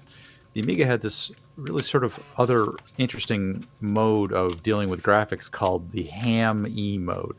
And it stood for Hold and Modify Extended. And the way that it worked is it output partial lines to the screen in such a way that allowed them to change the color palette more often, more regularly. You couldn't easily mix those modes with other programs, so it was really just for painting, and they could only change a few bits at a time as they painted the line across the screen. It was really limiting, but it allowed you to essentially paint with up to 4K, 4096 different colors on the screen at the same time. And if your picture was arranged in such a way that you didn't have to change so many bits as you sort of drew it, as you painted it, using the electron gun of the screen, which was fully mapped inside the computer. As long as you had to only alter a few bits at a time, you could get some pretty interesting photography. Very, really amazing at the time. Unheard of to have 4096 colors on the screen at the same time. That wasn't being broadcast live or as a TV. Uh-oh, you guru'd. Maybe Deluxe Paint's not one of those things where you can shoot up. You might need 1.3. You might kickstart 1.3. What's the 3-finger salute for an Amiga? Is there one? Yeah, there is. I don't remember what it is right now. I'm not even sure people know to call it that anymore. Well, Control-Alt-Delete on a DOS computer. Obviously, we'll reboot it. Oh, that's right. I just looked it up and I've slapped myself silly. It's Control Amiga. So just like the Mac keys? has. Yeah, it's Control Amiga. Okay.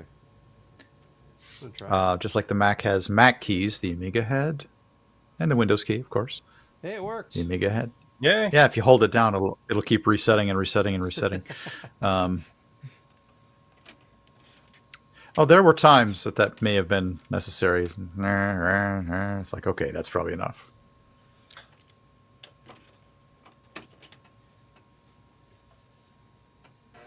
Okay, this is wild, but the 2 SCSI hard drives that are in the Amiga 2000 that I cannot get to boot.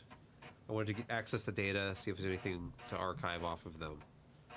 And I was watching a YouTube video the other night. Apparently, the Amiga emulator is so advanced at this point that you can, if you have a SCSI card installed in your system and connect the drive, even on a modern system, you can have the emulated OS directly access the SCSI drive and then boot off of it, or access it from a virtual machine and archive the data into image files. So I'm consistently finding less and less actual need to get the system. Try typing help into the CLI.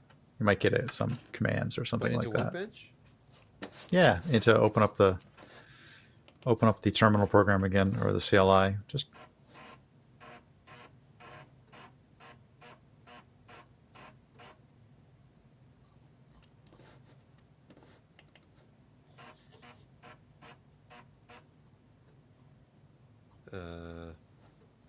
system?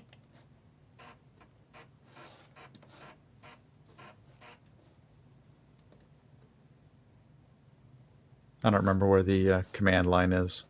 It's a shortcut for it. It's been a long time. It shows that I have 395, 384. So I'm guessing this is a 512. That makes sense. The first 1000s didn't have 1 meg. Okay. You had to actually add it. And I don't think that they had the capacity to take it very easily. The 500s had the ability to double it. Speaking of 1 meg, check this out. I found this disc in one of the cases. Oh, the PAL. The PAL booter. I've Interesting. never heard of this. Neither had I. Neither have I. Apparently, I can play PAL games, but it requires 1 meg chip RAM. Oh, you don't have that? Yeah. No, not in this one. Yeah, well, the 2000 does. Yes. Or it should, unless it's an early one. Yes. Somewhere under all the corrosion. And then the other thing the 2000 has is, you already identified this card for me, but the Supra RAM card installed, which I believe has 8 megs. Was that the one that did it come fully populated, or were they all socketed RAM? It was all, I believe it's all socketed. I will have to look at it again. I remember I literally bought raw, unpopulated boards and bought like 4 chips at a time.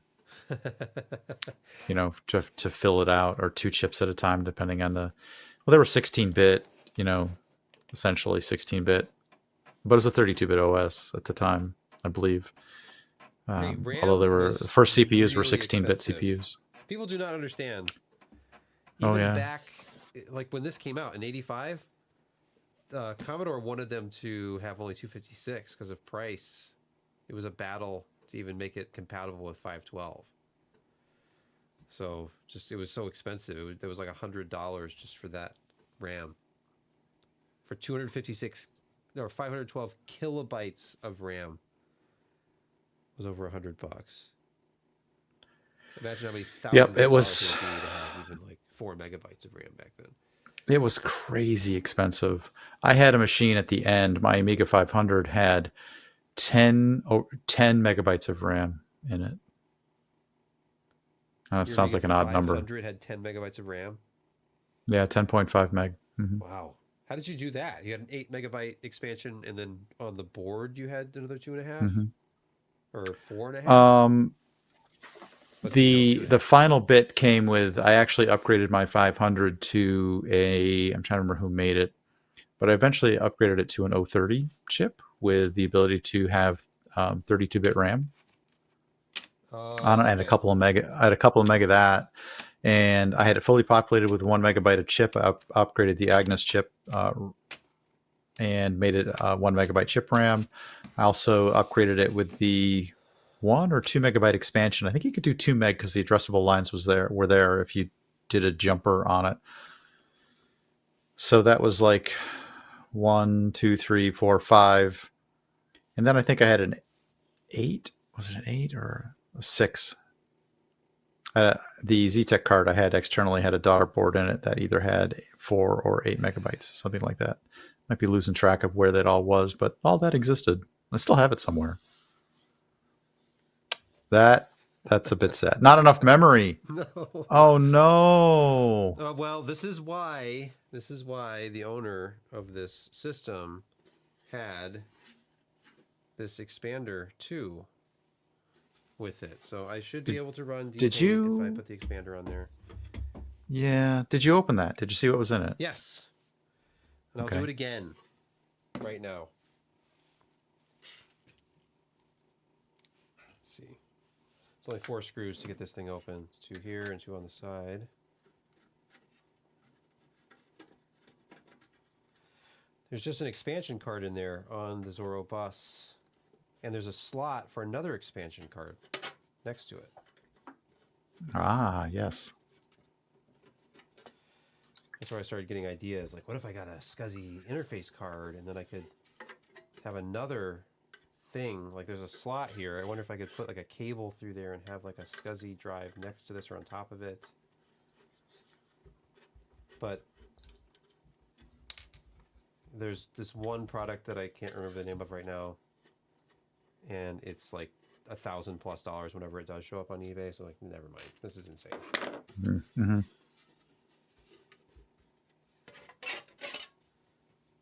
Okay. These are all socketed. Yeah. Yeah, those are RAM chips, obviously. I'm assuming it's 8, like 1 meg per each bank of 8 or something. Could be less. So it's either 4 or 8 megabytes of RAM on this card. Probably 8. Which looks like it has its own microprocessor on it. What if this replaces the CPU or no? This is not a You could do that. You could do that. Yeah. There were ways to do that. This was you could do some hacking around with this sort of thing. Here's I'll put this in the staff link. Okay. That Z-Tech hardware was the one that I had on my 500.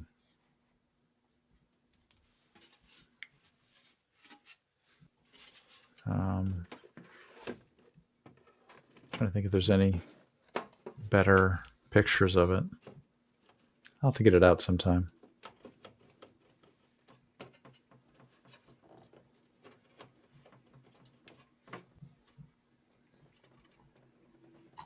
Seems reasonably secure.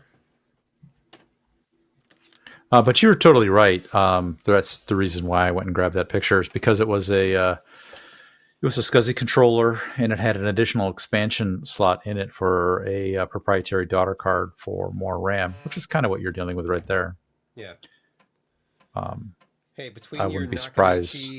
Between your Nakamichi cassette deck and that thing, Mm-hmm. if you ever want to make a down payment on a house or something, I could probably just do that. If you had one that you could verify worked, it's how much people. I wouldn't be surprised if it still worked. All right, workbench. Where'd it go? Workbench. I don't even know if this ever comes up on eBay. There's one on eBay right now, and it's $1,200. It's like Star Drive or something. I'm looking to see. Oh, that's the RAM expansion module for it.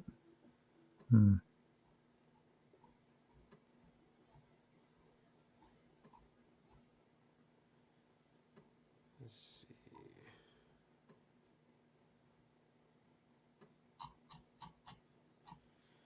Oh, I see. This is one that's from ComSpec. Yeah, it's different. 2,000 Canadian for this one. This one's a lot less. This is a GVP Impact Series 2 for the A500. Hard drive plus 8 megabytes. Yeah. It's not a bad deal, I guess, comparatively. No, but that had some issues with that one after a period of time. Okay. It was a little bit more quirky, but it did work, and it was a little bit less expensive. Great Valley Products. I think that's what the GVP stood for. Something like that.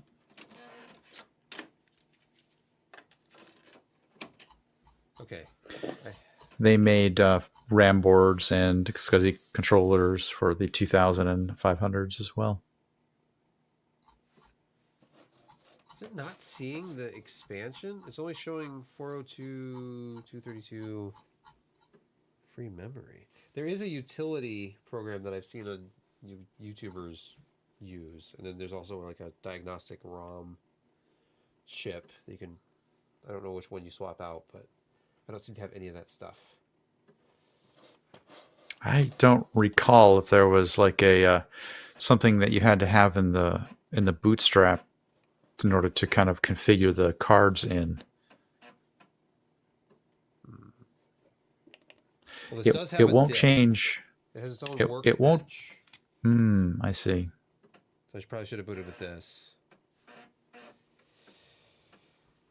Probably get another out of memory error here.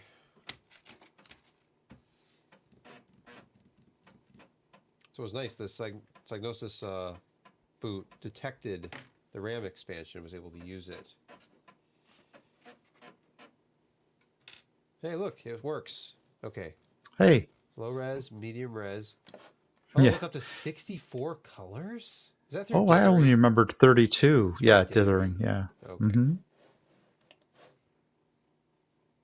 Come on, work. Hope so. That's kind of a loud Scuzzy was USB 4 before USB 4. Scuzzy was a little bit more parallel than Serial. Hey, by the way, speaking of USB 4, Thunderbolt. Okay. Jeremy tested these. Where am I? Where's the camera? Jeremy tested these a while back. And I was going to retest because he didn't have a 2x2 system. So this one had the same speeds as the X9. And I have a much newer laptop. It's Intel 12th Gen Thunderbolt 3 or 4 or whatever version. Popped it in and it does not work at anything higher than 10 gigabit. Do some investigating and it turns out that you actually have to have Gen 2 by 2 for these Gen 2 by 2 devices to work. These are not Thunderbolt compatible, and Thunderbolt is not providing these devices with a Gen 2 by 2 interface. So it's just, I feel like Gen 2 by 2 is this weird stopgap that's just going to disappear when the next generation of USB becomes the standard. Which sucks because Gen 2 by 2, it's been available on chipsets for the last 4 years, but well, not that long. Since about 2020, I guess. But nobody uses it. Nobody has anything that can take advantage of it. And most laptops don't have a Gen 2 by 2 port on them. Get angry. Yeah, Write your congressman. I did, but I'm still going to get charged for everything I sold on eBay this year. Oh, okay. Even though I'm not an actual store and I sold like less than 100 things. That's another discussion entirely. The tax laws now, if you sell one item of $600 or more, say I sold an old computer or a guitar or something, $600. I am now a business and I will be given a 1099K form. Even though I sold it at a loss and I already paid taxes on it when I bought it, I now have to pay taxes on it again. This did not work, so I don't think it's detecting the expansion. I still think you might need 1 megabyte chip RAM. Yeah, that sucks. So many of these programs were probably used on that Amiga 2000 and not the 1000. I need to get a 500. You would, you get a 500. Is it possible to do? Is it possible to do 1 meg chip RAM on a 500 board? Yes. Okay. You need what's called a Fat Agnes, which all the new ones came with. Okay. And you have to make one board change. There's a Fat Agnes on the 2000 board. So if I got a 500 that didn't have that, I could just switch them out, I'm assuming?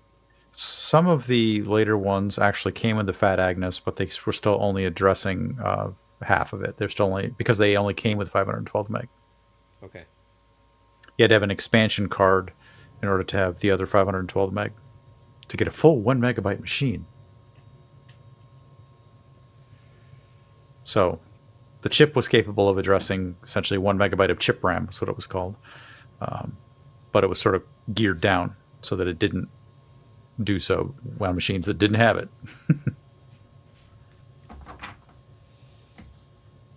Well, there are just stacks and stacks of this kind of stuff. It looked like there was a code to some of these. I've noticed there's like dots.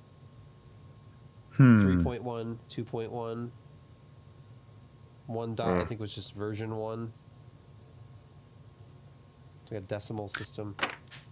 To revisit this after you figured out what works and what doesn't, or just show us the emulator or Oh not. God, Or, yeah, that would be so much easier. It's like, oh, what do you want to play? Yeah. What do you want to do? How much chip RAM do you want? Well, which system do you want to emulate? You want a 2000? You want a 1200? You want a 600? You want a 500?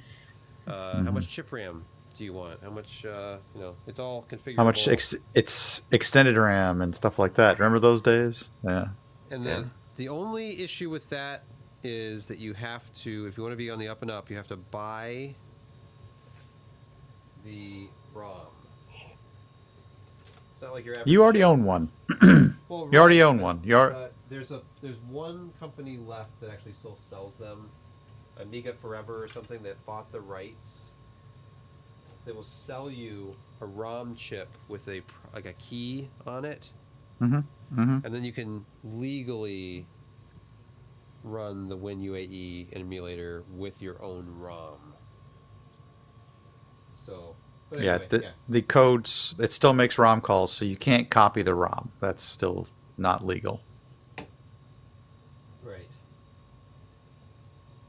We would never advocate anything illegal on this channel. That's right.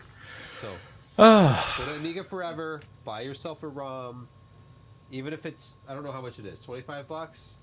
It's way easier than dealing with all of this ever older and older and more broken hardware.